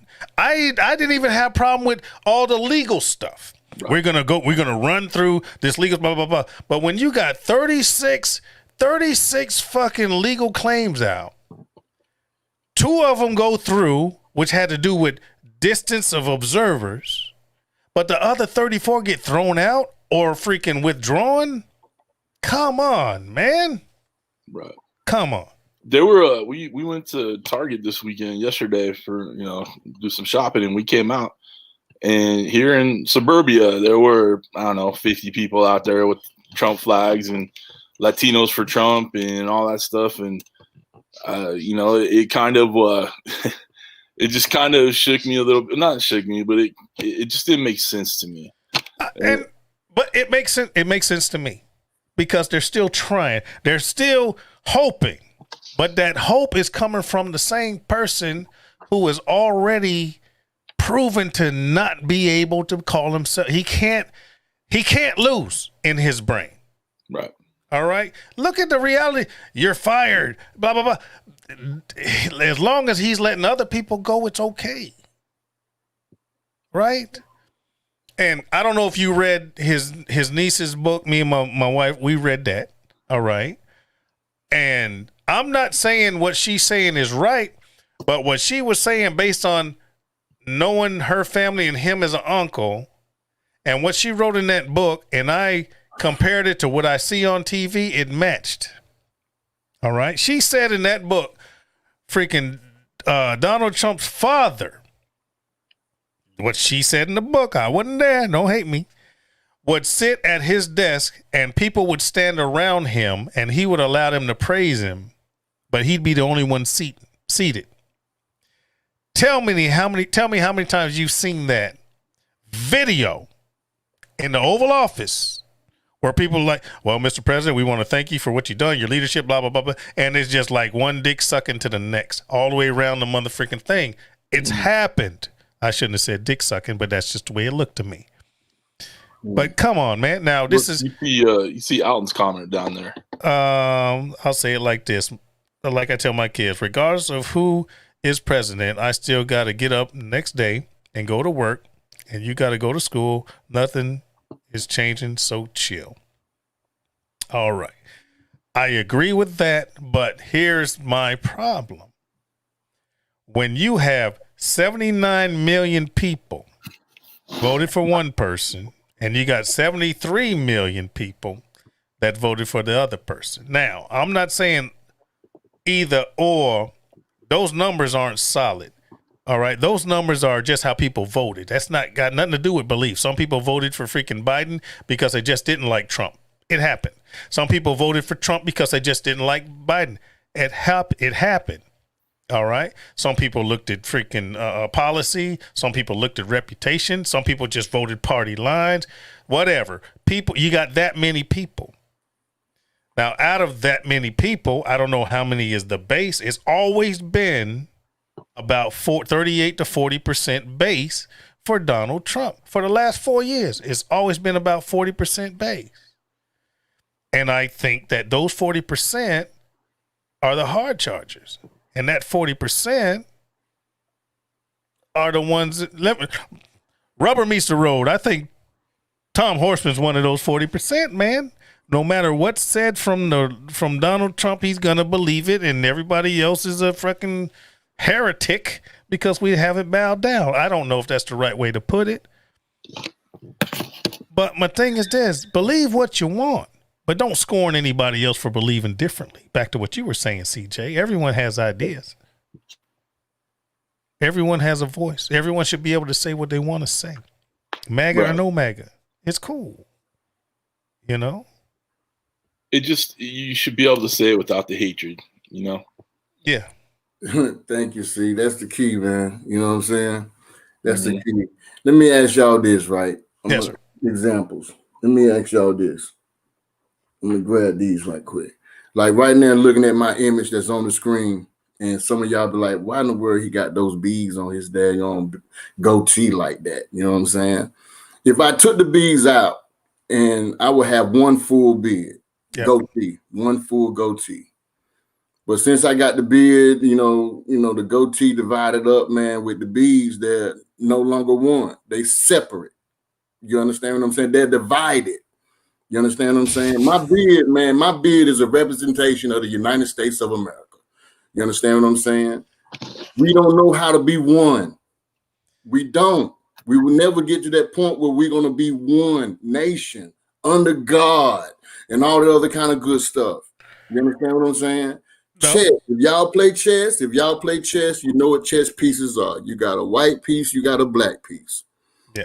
The object to chess is one side got to win. It can't be, it's going to be a draw down the line one way or another, but it's kind of rare that there's a draw. But the thing about it is that as long as somebody's playing chess, you're always warring against one another. Politics play us like that. Politicians play us like that. They play us. White people against black people. They play us. Hispanics against whites, Hispanics against blacks, blacks against Hispanics. They play us like that. Politics play us like that. I'll say, I'm gonna lead with the chess. Chess is a strategy game. Chess is a strategy game. Right. You have to sacrifice to gain. Okay? In order to win chess, you have to sacrifice to gain. You need to give up something to get in a position so that you can take something bigger. That's chess. I play chess. That's good. That's a good analogy. I like that. That's how you play chess. Now, let's compare chess to freaking I'm going to get to the racial thing in a second, but let's compare chess to politics right now. Okay? We have a president of the United States that wants to win, but he wants to gain, but he doesn't want to sacrifice. He ain't giving up shit. He doesn't want to sacrifice to gain. He just wants to fucking gain. Not just him. I'm saying right now, Mitch McConnell, look at the Senate. Look at the Senate. Look at the House of Representatives. Come on, man. Nobody wants to sacrifice. Everybody wants to gain. They're not playing chess. They're not even playing checkers. I don't know what they're playing, man. They're just clashing. We're getting nowhere because no one's playing a game. Everybody's pushing back against each other. That's how come we can't make any progress. What happened to the stimulus? There'll be a stimulus. Believe me, there'll be a stimulus after the election. Now the election's over. No fucking stimulus. Motherfuckers done left for fucking Thanksgiving. That's Republicans and Democrats. Mm-hmm. Right?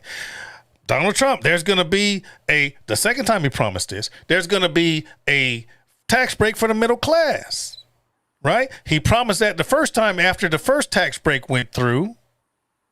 There's going to be one. We're coming back around for you middle class people. There's going to be a tax break. Never fucking happened. Then he said it's going to be a tax break after this election. Ain't fucking happened.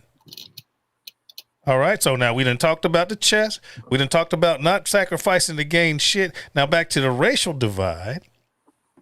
There's no split down the middle because there's not only two races in America. All right? There ain't no just black and white anymore. You got black, white, freaking opaque, a little bit of yellow in there, a bunch of red motherfuckers. You got all kind of people in the United States of America. So if you want to break it down to a divide, you have the haves and the have-nots. That's all we got now. It ain't against black and white anymore. That used to be way back in the day. Mm-hmm. All right? And then for a while, 9/11 area, listen, I'm going to say it. This is my show. The new niggas were the Arabs. All right? We caught a break. Black people caught a break. Everything was on our back for years and years. But then the Arabs were catching hell for a while. Yeah, I said it. Okay. But even that went away. And this all seems to be class warfare now. You know what I'm saying? Where did the tax breaks go to? The rich folk. I never had so many broke motherfuckers making $30,000 and less saying that you should support Trump, man, because of the tax break. I'm like, bitch, you didn't get shit. And you still mad. You still mad. Hey, you got Mr. Horsman's in the chat for you. Is he? Yes, sir. I'm putting it. Thank you, sir, for coming. I'm getting ready to put a link in here because I very so much want to talk to you because I think you got something for me. Here you go, my friend. Hell, I only been on here for an hour, 48 minutes waiting for you. So there's the link, Mr. Horsman. What bothers you? Come on in here and talk to me, sir. This whole show's about you. Well, let's see if he pops in here. If he does come in here, guys, Ray and CJ, I'm going to pop you guys out because I really want to have a very in-depth and personal conversation with. We can say it sounds good to me. Yes, sir. So I will wait. I will. Man, look, I only got a little bit of liquor left. That's all right. You got some more doors next to you? I came with tequila. Oh, This was not a whiskey conversation. Oh, All right. This was not a whiskey conversation. Matter of fact, you know what? I'm just going to do it. I'm going to go. Hold on. I thought he was going to say something. I'm going to see if Mr. Horsman wants to come in here because I very much want to know what the hell the problem is. I do. I sound like from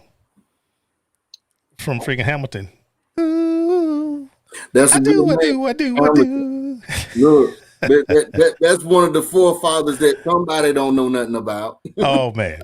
That's one of the forefathers. Here's a question sir. I always ask folks, man. I say, out of all the 46 presidents in the United States of America, which one is your best? Which one president is that you love or hold true dearly? The best. Just one, not two or three. Just I shouldn't say that, but just. wait. You got Mr. Tom Horsman in here. I'm gonna bring him in here real quick, fast. Hello, sir. How are you? Good evening, Phil. Good evening, Tom. How you doing, my friend? I'm well. How are you? No, I'm doing terrible, man, because you were saying some fucked up shit, and I want to know why. Go for it. I asked the question. Your turn. It's about the election, Phil. And What about the election? Hold on, wait. Hey, Ray, CJ, I'm going to let you guys go. I love you. I want to talk to Mr. Horsman. Look. All right, hold on. I almost let you go. All right, Tom. It's about the election. What did I do to bother you about the election? First, let's start off. Phil, I apologize for some of the stuff I said last night. Fuck that. I want your answer. I don't want an apology. I want you to explain. Don't apologize. If this is going to happen, I have to be allowed to chat and talk. Yes, let's chat. And I'm not going to overtalk you, but I do want to say this first. I want to say this first. Don't apologize. But you're over talking me. I tried to talk. I am, because I want to say this first. Stopping me. So I want to say this first, sir. Let me say this first. And I tried. Don't apologize. And then you started over talking to me, and here we go again. All right. What you got? First of all, like I said, I apologize for some of the things I said last night. Sorry about that.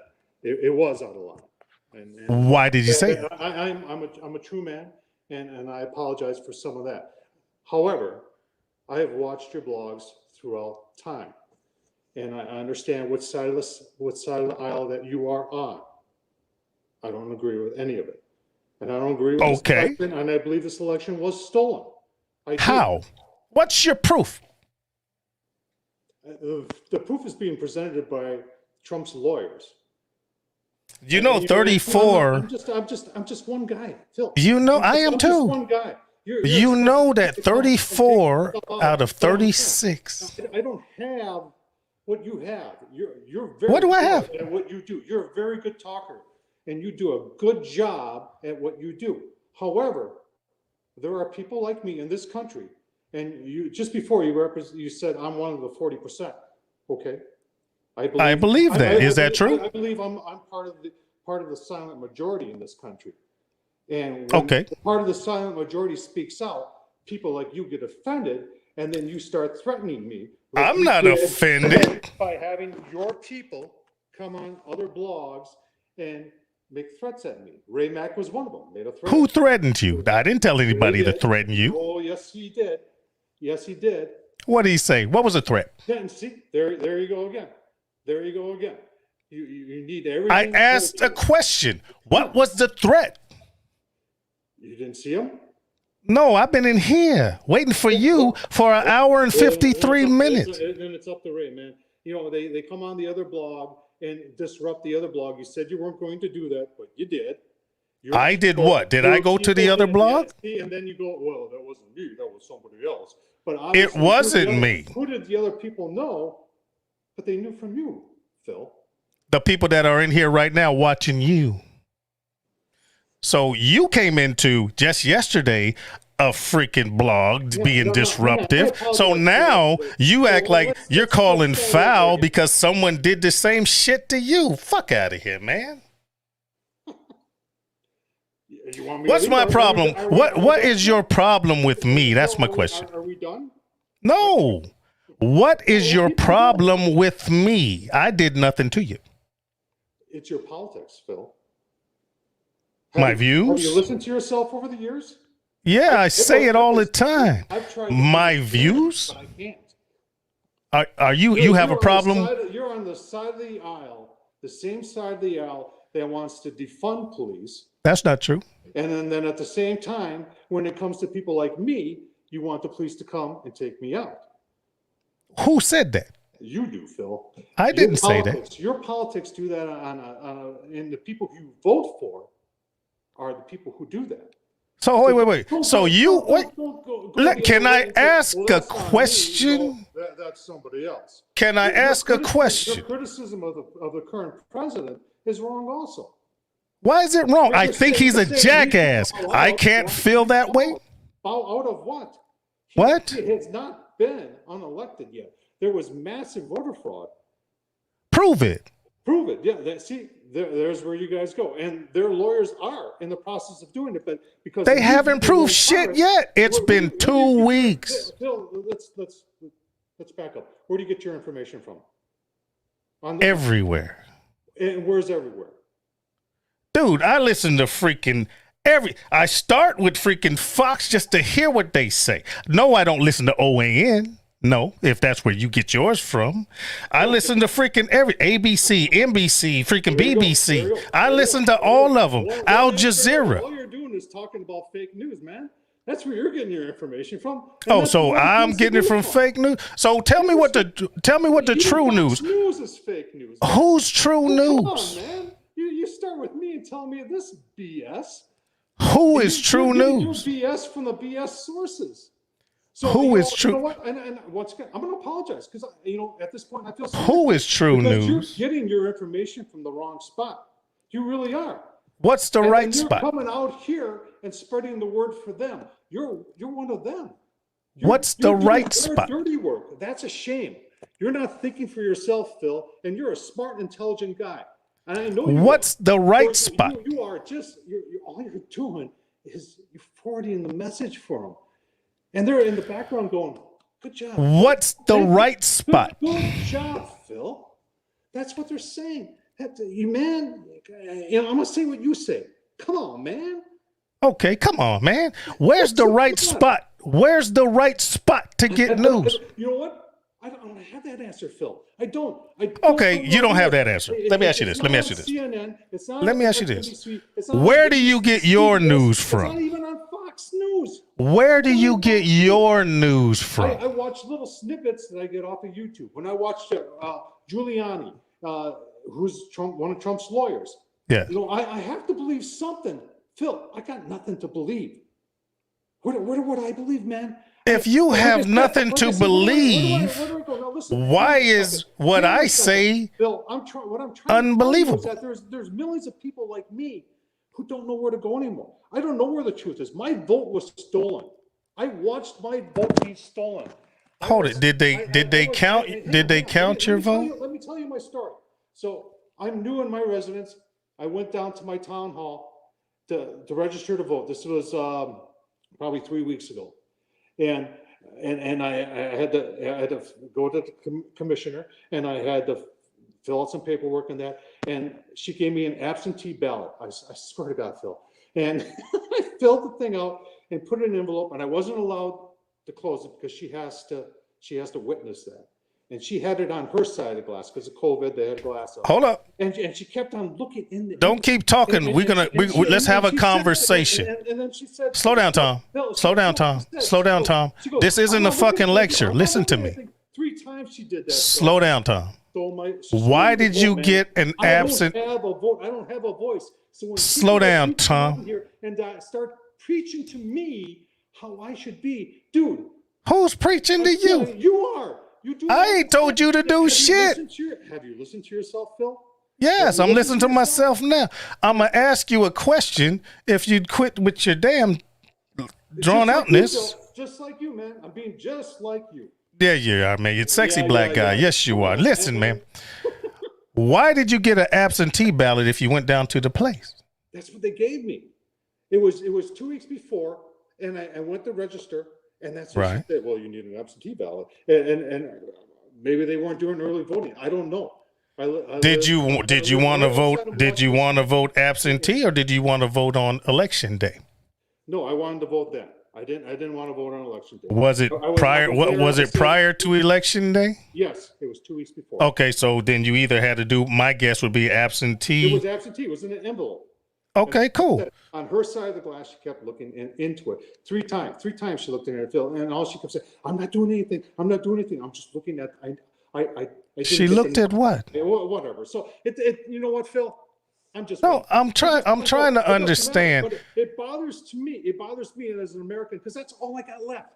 All I got left. All you got left, Phil, is our vote. That's all we got left, man. Yeah, I cast it, but you know what? Let me tell my story. You told yours. Give me a chance to tell mine. Let me tell my voting story. All right. Okay.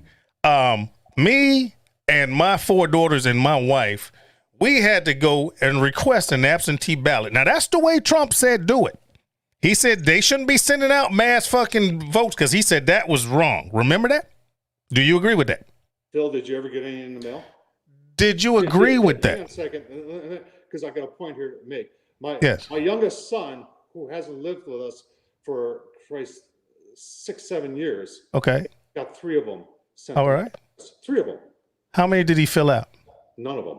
Then it doesn't fucking matter. But why were 3 of them sent here, Phil? I don't know. Maybe they thought he was there. But how many of those got sent in? Come on, man. Can't you put 1 and 1 together? Come on. I'm putting 2 and 2 together. You got 3. Let me say, I'm going to repeat what you said. Milwaukee sent out more absentee votes, ballots, than they have people that live in the city of Milwaukee. Where do you think? But if those people aren't filling them, all ended up, man? Well, let me tell my story. Come on, Phil. Let me tell my story. Go ahead. We requested our ballots, and they came in the mail by design. Okay. We all sat at the table. My wife and my daughters filled out whoever they wanted to. All right. Didn't even ask the question. And then we all rotated 1 vote to the left or right because we had to witness for each other because that's legal. That's where you're supposed to do it. And then we closed them all up, put them inside the freaking security thing because that was the instructions. Then we closed those up, put it inside. We signed them, made sure the signature was there. Check that little check that said if there's another vote afterwards, did we want to be included? Yes. And we did not mail those. The reason we didn't mail them because Trump was talking about the mail system was all screwed up. So you know what we did? We all drove down there together and we dropped them off. We had to get in a separate line and we had to sign for each and every one of them. Did you mail yours? No. Do you know anyone that mailed a ballot? No, sir, I do not. You don't. Okay. Now this is interesting because the reason Joe Biden won so many votes after the fact is because people like you didn't want to mail in because you were told it was a fraud and a hoax. And then magically, he's still in the freaking election because the people that did mail in that couldn't get their shit counted until election day because some states won't allow them to count early. Then they started counting after election day, and then the number started running up because the Democrats did mail in because they didn't think it was a hoax, and Republicans didn't mail in because Donald Trump was telling you not to mail in, flood the freaking polls. That's how the mail-in vote ended up to prevail. You asked me before to prove it, so. I wasn't asking you shit. I was just telling you what I think. You did before you asked me to prove I asked you, did you mail your vote in? That's the only thing I asked you. There was fraud in the election, so now I'm asking you to prove about. You're asking me what? Votes. You asked me to prove that there was fraud. Now I'm asking right, and you said you couldn't. Yeah, and now you're telling me that all these mail-in votes came in late. They did. Prove it. They counted them. Prove it. You can't. No, it happened in real time. It happened. You asked me to prove it. Listen, man, in real time, they continue. It was like 80%, 90%. Everybody was talking about how many percentage, and they continued counting the votes as they came in. Where are you getting this from? CNN, MSNBC, Fox News, ABC, CBS? Is that where you're getting all this from? All the above. It's the fake news, man. You can't listen to any of that. None of it is true. Okay, so what do you listen to? What's true? Phil, I don't know. I told you that already. Then shut the fuck up, man. If you don't know, how you gonna tell me some shit? Come on, man. If you can't prove it, don't tell me to shut the fuck up. let me think. Hold on. Then shut the fuck up. I did it twice. If you can't prove it, you want to get in my face. I'm not in your face. I want to understand why you have a problem with me. And you're telling me to shut the fuck up. That's what you said. Is that not your own words? Twice. That's twice. Hold on. Wait. Yeah, man. Shut the fuck up. If you can't prove it. That's 3 times now. Yeah. Yeah. Phil. If you don't have evidence on your shit, you're talking shit. You don't have any evidence on that. They weren't late.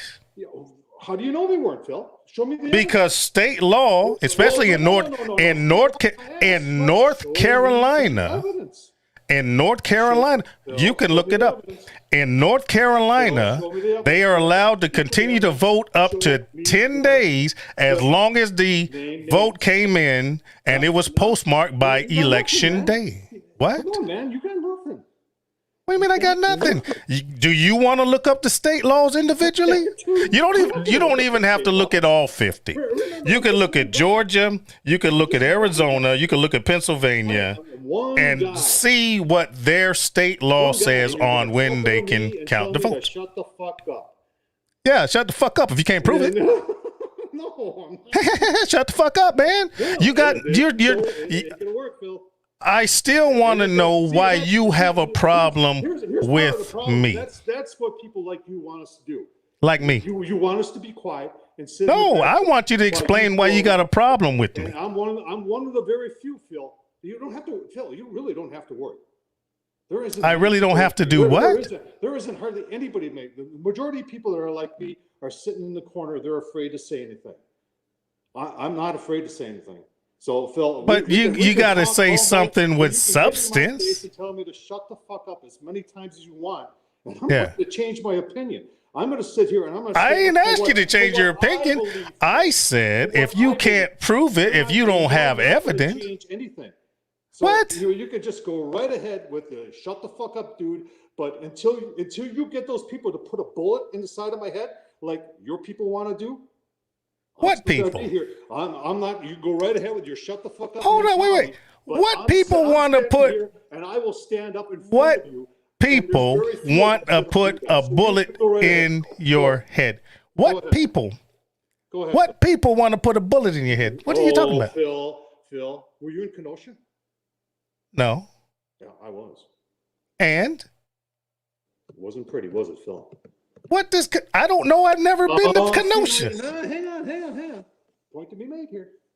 Huh? Okay, make it. What were the people in Kenosha doing? I don't know. Tell me. I've never been to Kenosha.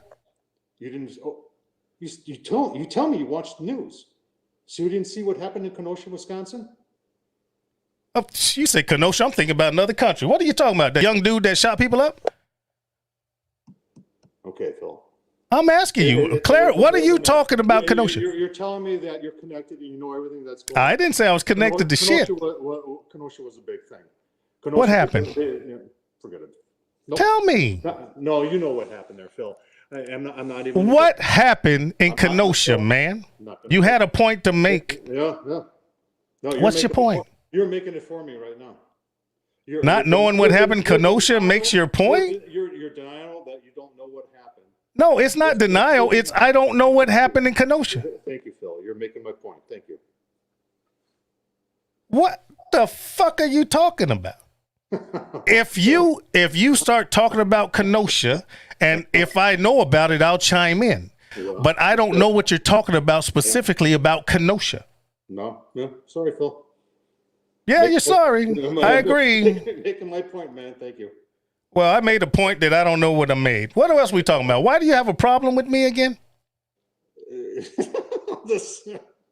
Nothing, Phil. I love you, man. I really do. You do? Yeah. Then stop being a dick. You stop being a dick too. You're the one who told me to shut the fuck up. I'm gonna tell you again to shut the fuck up if you ain't gonna say nothing with substance. Why did you chime into that freaking when we were talking yesterday? You were saying crazy shit like, "Can I ask the question? Can I ask the question? Can I ask the question? Can't change the past, Phil. Can I ask the question?" I apologize again. I don't. Okay, apology accepted. Told me not to apologize. But Apology accepted. I apologize again. Apology accepted. Can I ask my question now? Yeah, go ahead. Why did you chime in with that stuff? Yeah, I apologize. I know you did. I accepted it. But why did you do it? The pressure, Phil. What pressure? Got to vent somewhere. And so you had to vent on me? Nah. No, I've watched your stuff before. I know where you stand. I know you're part of the problem. What's the problem? You are, Phil. How? Your politics, Phil. You're on the wrong side. That's your opinion. Am I not allowed to have that? And I have one too. I don't have a problem with your opinion, so why do you have a problem with mine? Oh, I can't have a problem with yours? You can, but you don't have to be disruptive about it. And you're not being disruptive now? Not until you were doing, not until you started shit. You're the one who invited me on. I didn't have to come on.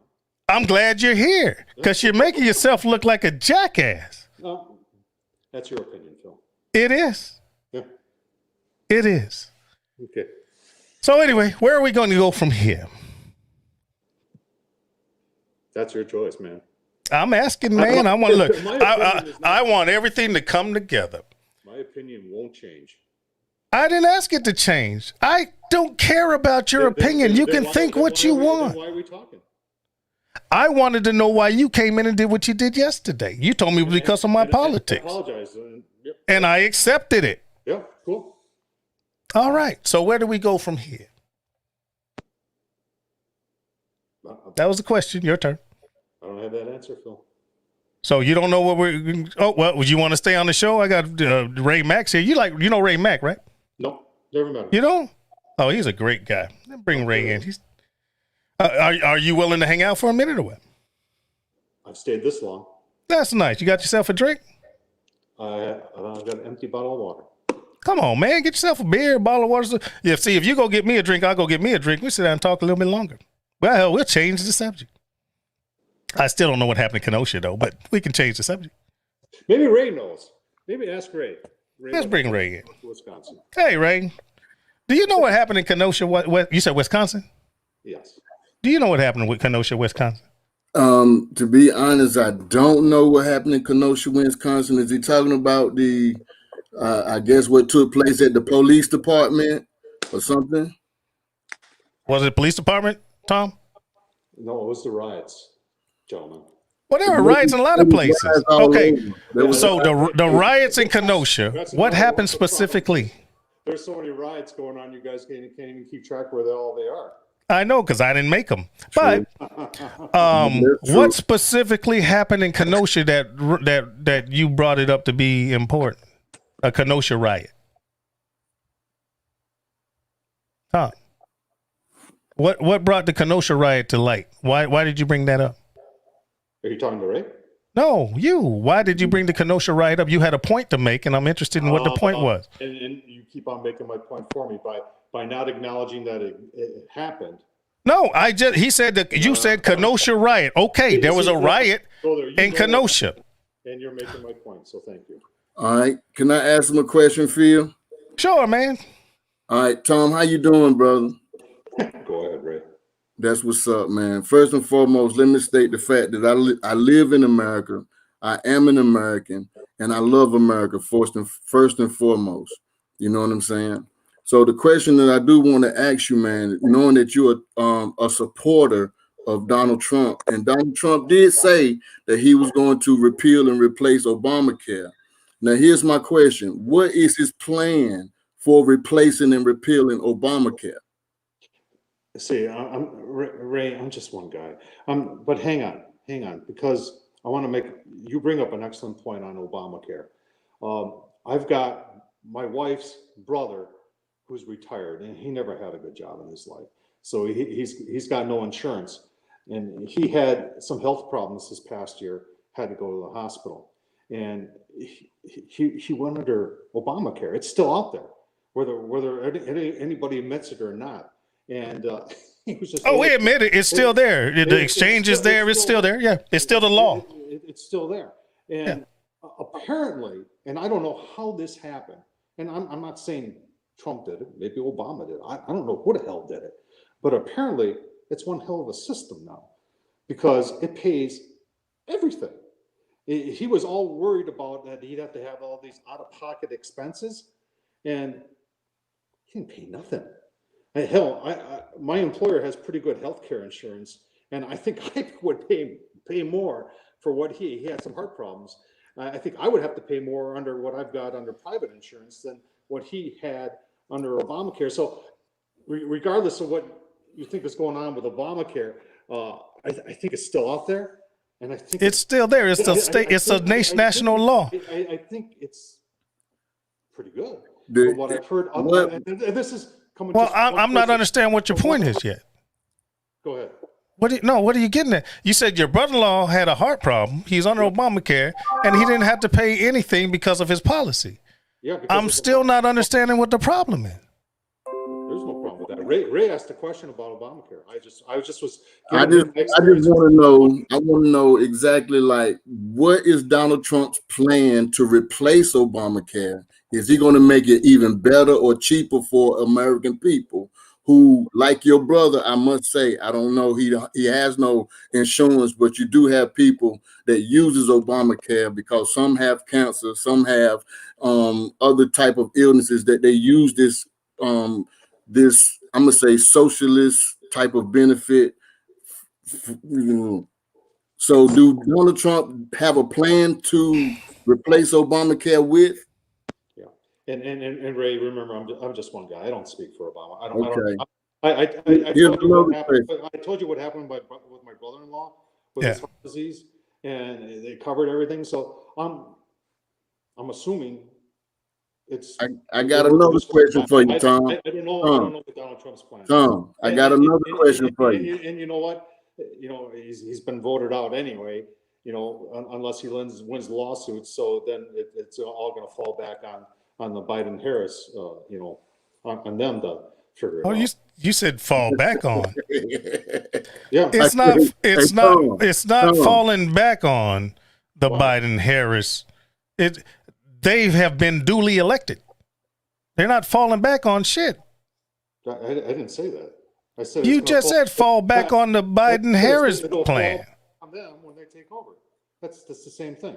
So, no, they're going to move forward into them because Trump's done. They ain't falling back on shit. This is a new thing. Come on, man. We're never going to get over this part. This part we'll never get over. Okay. Tom. I won't accept that. You don't have to accept it. I'm just saying it's going to happen. January 20th. And you're trying to take my opinion away, Phil. No, I'm not. I just told you your opinion's yours. All I got is one vote. That's all I got is one vote. And I feel me too. Taken away from me. So you feel like it was taken away. So you don't feel like your vote was counted? No, I told you. I told you my story. It was stolen. Oh, okay. Yeah, it was stolen.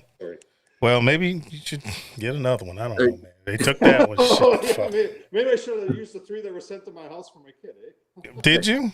No, I didn't. Good, because you'd be a fucking felon. Anyway. Can I ask him another question? Can I ask him another question for you? You can ask him whatever you like, man. Tom, here's another question for you, Tom. How much money did Mexico spend in building the wall? I have no idea. Yes, you do. You know exactly how much they spent. I do. Come on. You support Donald Trump. If anybody support Donald Trump, you have to know his policies. You have to know what he stands for. If you're willing to give your life for this man who cares nothing about you, who will never shake your hand, even if he shakes your hand, he will wash his hands off numerous of times just to get your germs off of you. No, you shake his hand, you have COVID. Do you understand what I'm saying? So my thing, I'm asking you, Tom, are you willing to give your life for Donald Trump? Yeah, Ray, because it sounds like you willing to do anything. You scary.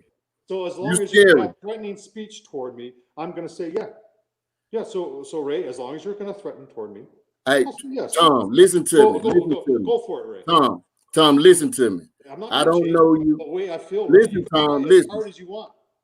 Listen, I don't know you, and you don't know me. Listen I to don't me. know you. Listen to me. I would never in my days threaten you. I would never threaten you. Well, you just said, was I willing to die for Donald Trump? Yeah, that's what he said. Yeah, and I said, yeah.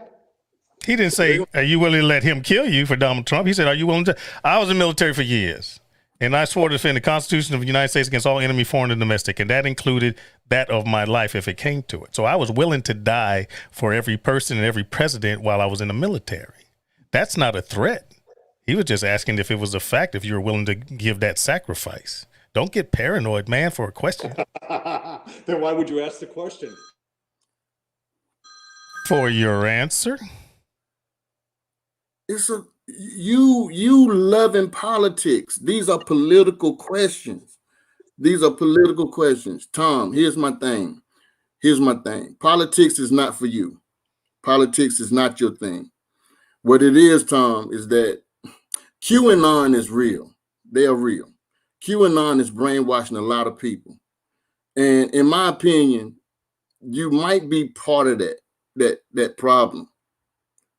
If I hate to say this though, but you're allowing people to brainwash you, man. Oh no, I can't. I don't know. I don't know you like that, Tom. Your volume's off. Are you? You're muted. I can't hear you, Tom. Tom, did you mute yourself? We can't hear you. Tom, can't hear you, Tom. No, please fix it because I got another question for you, man. Okay, it says mute now. Unmute it. Say something. I lost. We don't have you. We don't have you. Okay, hold on. Let me try to bounce you out and bounce you right back in. Hold it. Unmute it. It's muted now. Unmute it. It still says mute. Can't hear you. Okay. Still can't hear you. Hold on. Let me try this. Hold on. Don't go nowhere. All right, I'm bringing you back in. All right, say something. Hello? No, we ain't got no voice, Tom. All right, do me a favor. I'm going to put the link back in. Can you bounce out and come right back in? Because I don't want to lose you yet. Can't hear you. No.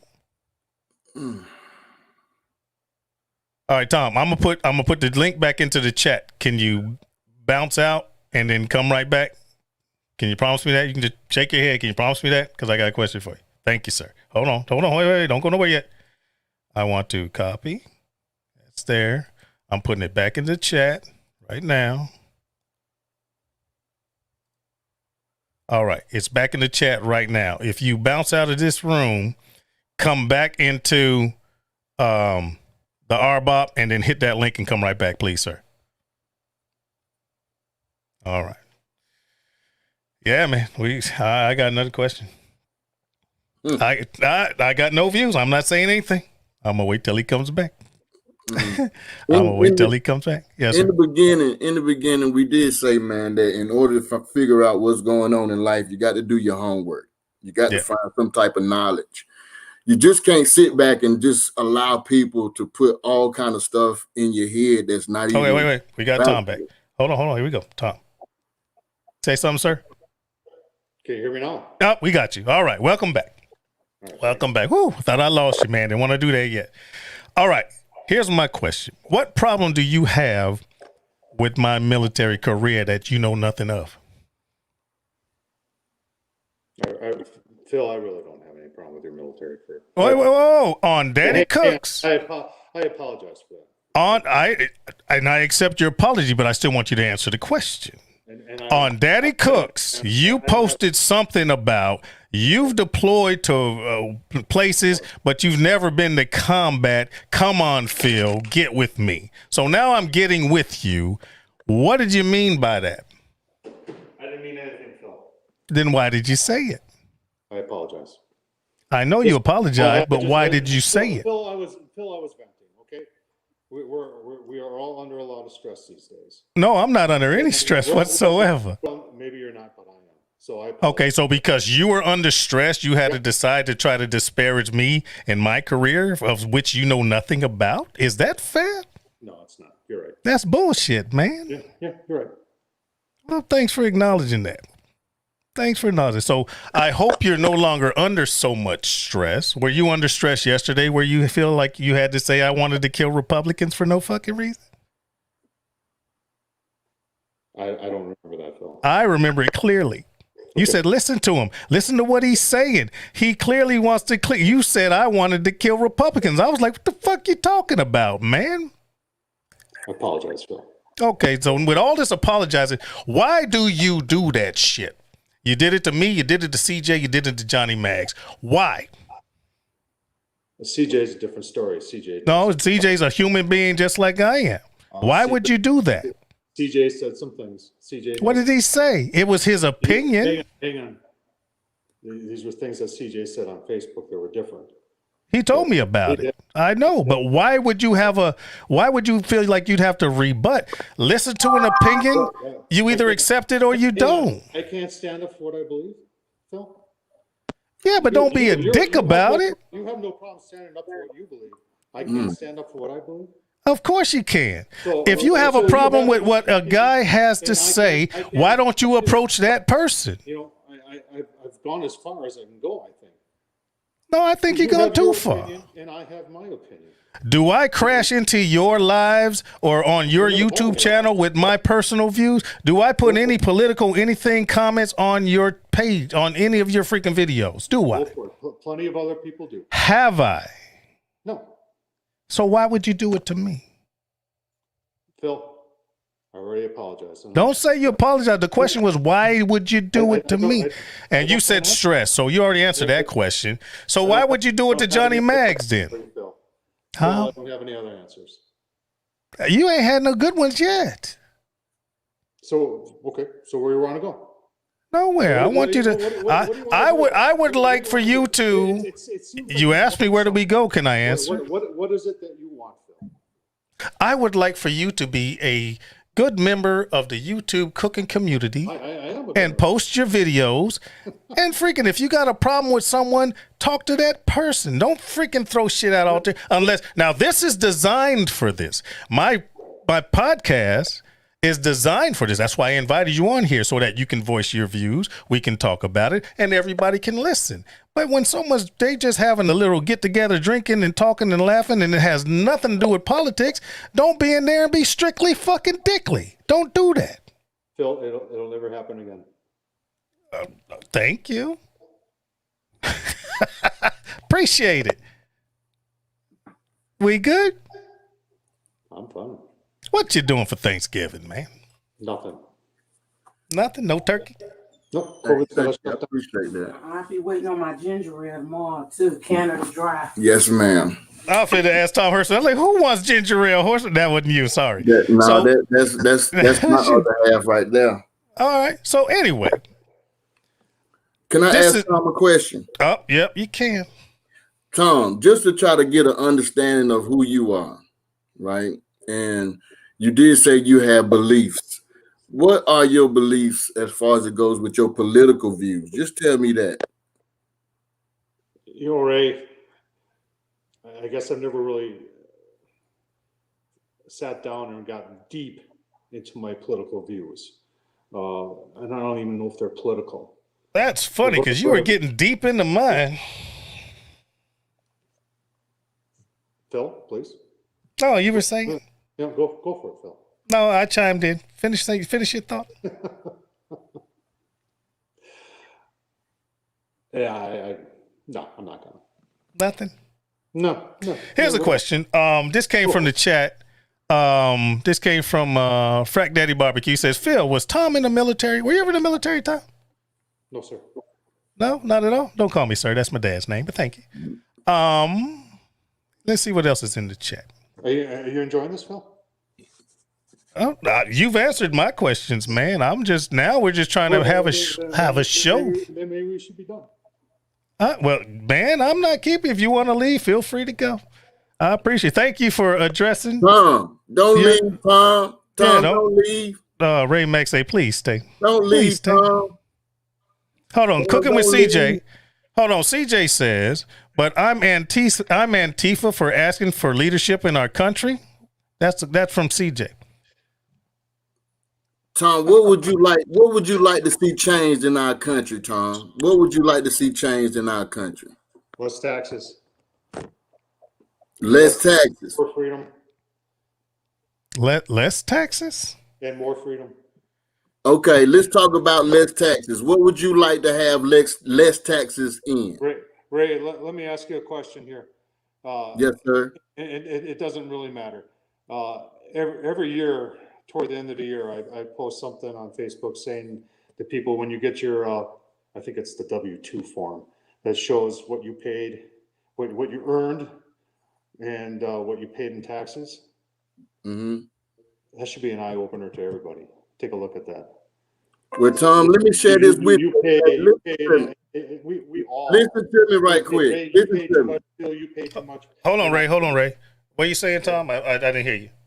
We all pay too much in taxes, and we don't get to see where that money goes. We can't put our hands on what it does and where it goes, and then we see the corruption, and it's hard for me, and that's another reason why I don't watch the news anymore, is because I can't believe it anymore.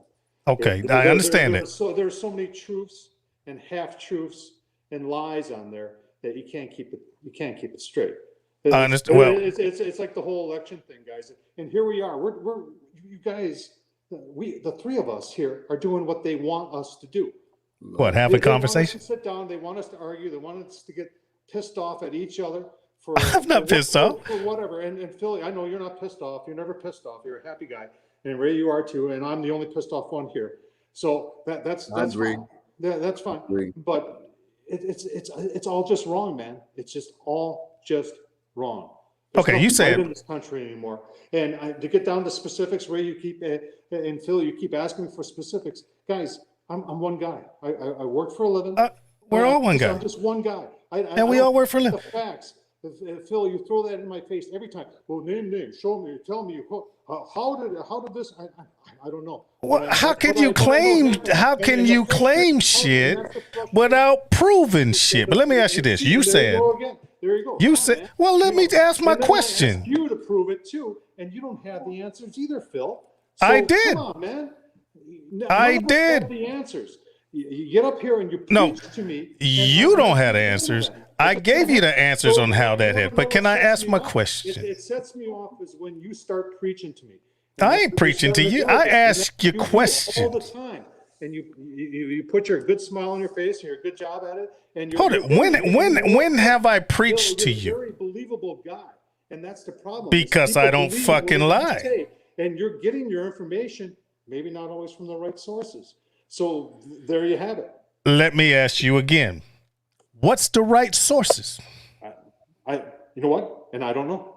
Then shut the fuck up. I said it again. You keep saying you're getting it from the wrong sources. I asked you, what are the right sources? You say, I don't know. Then stop saying that. Then shut the fuck up with that. But here's my question. Here's my question. Those are the wrong sources. So what's the right one? It doesn't matter. It matters. It doesn't matter. You're getting Here's my question. This whole conversation is based on you getting stuff. Here's my question. The wrong sources. Here's my question. Know the truth? Phil, do you know the truth? Here's the question. Phil, do you know the truth? Here's my question. Phil, do you know the truth? Yes, I do. Oh, really? Yeah. No, you don't, Phil. No, you don't. Now I don't know what I know. Let me ask my question. Hang on, you're being fed half truths and lies. And you get it from nowhere, so you're getting fed nothing. Anyway, let me ask my question. You said that freaking when it comes to taxes, they should be lower. Yep. But you don't know. There's nothing tangible. You can't see where the taxes are going. I can't see it all. Well, of course you can't see it all. Neither can I. My tax money goes to foreign aid. I don't know what the fuck they do with that. But in the United States of America, you know why you haven't seen tangible? Because the infrastructure plan that never happened, You won't see improvements on roads and bridges and trains and planes and motherfucking airports if they don't improve anything. That's tax money going to infrastructure. There was no infrastructure plan in the Trump administration. They kept promising it, but it never happened. And why is So that? that's part of your problem right there. Back up a second. Why didn't it happen, Phil? Huh? Why didn't it happen, Phil? I don't know. It wasn't pushed. They got freaking Amy Barrett in and no problem lickety fucking split. Republicans can do what they want because they're the ones in power. You got a Republican Senate and a Republican executive branch. Because that was just a Senate, Phil. In order to get any sort of infrastructure bill, you need the House. Do you not? And has the House not presented anything? Has the House ever voted on anything? Yes, and they presented it, and Mitch McConnell wouldn't push it forward. Because what did it have in it, Phil? I don't know. Yeah. If they don't vote on it, if they don't vote on it, or if they don't scrutinize it, slow down, man. I'm not in the Senate. But if they don't look at it and determine to vote on it, it'll never go forward. You just made it. Thank you, Phil. You don't know. You just said that. I just made what? Explain what I made? You said, I asked what was in it, and you said, you don't know. Yeah, as much as you know about it. My thing is, I'm not in the Senate. My thing is, the House of Representatives sent up an infrastructure bill, and it didn't go any higher. Why is that? Republican Senate? Democrat House? Let's do it again. The House of Representatives sent up a bill. The representative said something up, and you said you don't know what was in it. I don't know what was in it either. I know, but the people that did see it, didn't push it any further. Bottom line is there was no infrastructure plan. Here we are, Phil. We're arguing for them. I'm not arguing. I asked you a question. It is so foolish. It is so foolish that we're sitting here arguing about something we don't know about. You don't know what was in it, and I don't know what in it. But here we are arguing about it. That's foolish. It really is. No, my point was, you said there was nothing. You gonna let me say this or not? No, my point was your question about not knowing. Keep talking, man. My point was, you said you didn't know where your taxpayers' money were going. There was nothing to show for it. So my counterpoint was, because there was never an infrastructure bill that went through, that President Trump promised there was going to be an infrastructure rebuild. He promised a lot of shit. He promised there was going to be a middle class tax freaking break. Didn't happen. So the guy that you love so much has failed you again. What happened to the tax break under Obama? Tom, he just let it expire and then went back up. Tom, If it expired, it wasn't. Yes, I do remember that. It was a Bush era bill, and it expired. Yeah, and Obama had the opportunity, did he not? Not with a Republican Senate, he did. Because correct me if I'm wrong. Correct me if I'm wrong. Mitch McConnell said, we're going to make sure that Barack Obama is a one-term president. Correct me if I'm wrong. This is really turned into nothing but politics. And this truly... No, this whole thing was politics. This didn't turn into politics. I brought you in here because you were talking shit about politics. Talk with you about it, Phil. There's nobody else. Because the rest of us of the silent majority would just sit on the sideline. I'm one of the few that are willing to talk. So, I don't have all the facts, Phil. And I apologize for everything I ever said that offended you. So I'll tell you what, I don't see us going any further here. I do appreciate you taking the time and allowing me. I did take the time, because the only reason I brought you in here because you were being a dick. Yeah. And I wanted to ask you about it. Okay. But thanks a lot, man. Enjoy. Have a great day. That was interesting.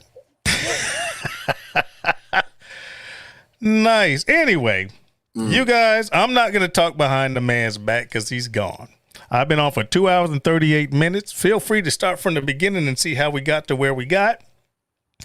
And you determine what happened here. All right, guys.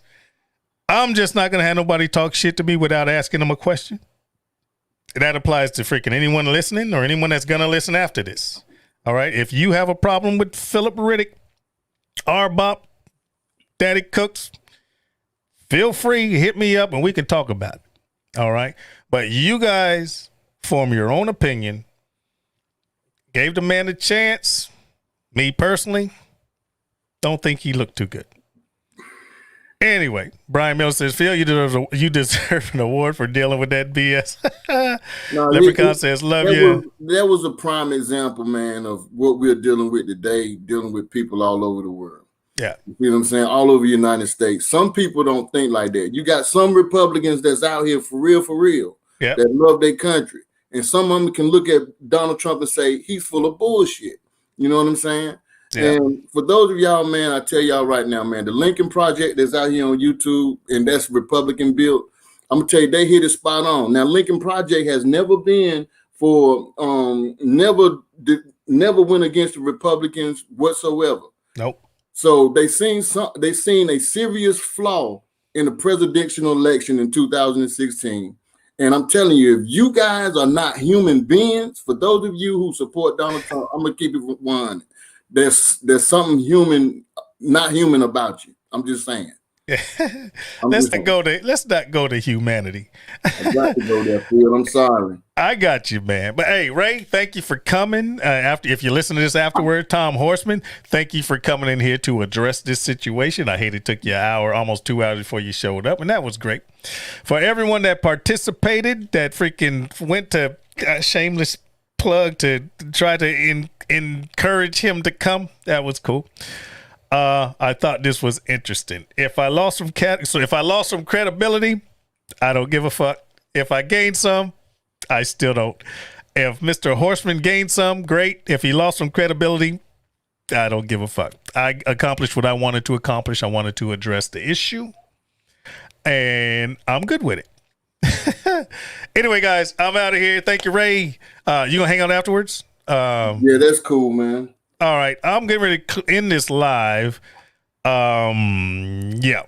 Hey, Johnny Maggs, if you're available, Jared, if you're available, Hobo. Hold on, do I have Hobo? You still human, brother. Love you like. Wait, do I have Hobo on my Facebook? I don't think I do. Shit. We'll figure it out. I want to get Hobo in if I can. Anyway, guys, I'm about to end this live. I'm gonna hit you, CJ. I'm gonna hit you, Johnny Maggs. And then we'll figure out how to get anybody else in here if we can. All right, guys. Love you like cook food. Be safe. Be careful. If you have a problem with somebody, please, please, please talk to that person. Don't go behind people's back. That's just bitch assness, in my opinion. I got your lep. I got your lep. Love you guys like cook food. I accomplished everything I wanted to accomplish, and thank you for that. Love you guys. Take care.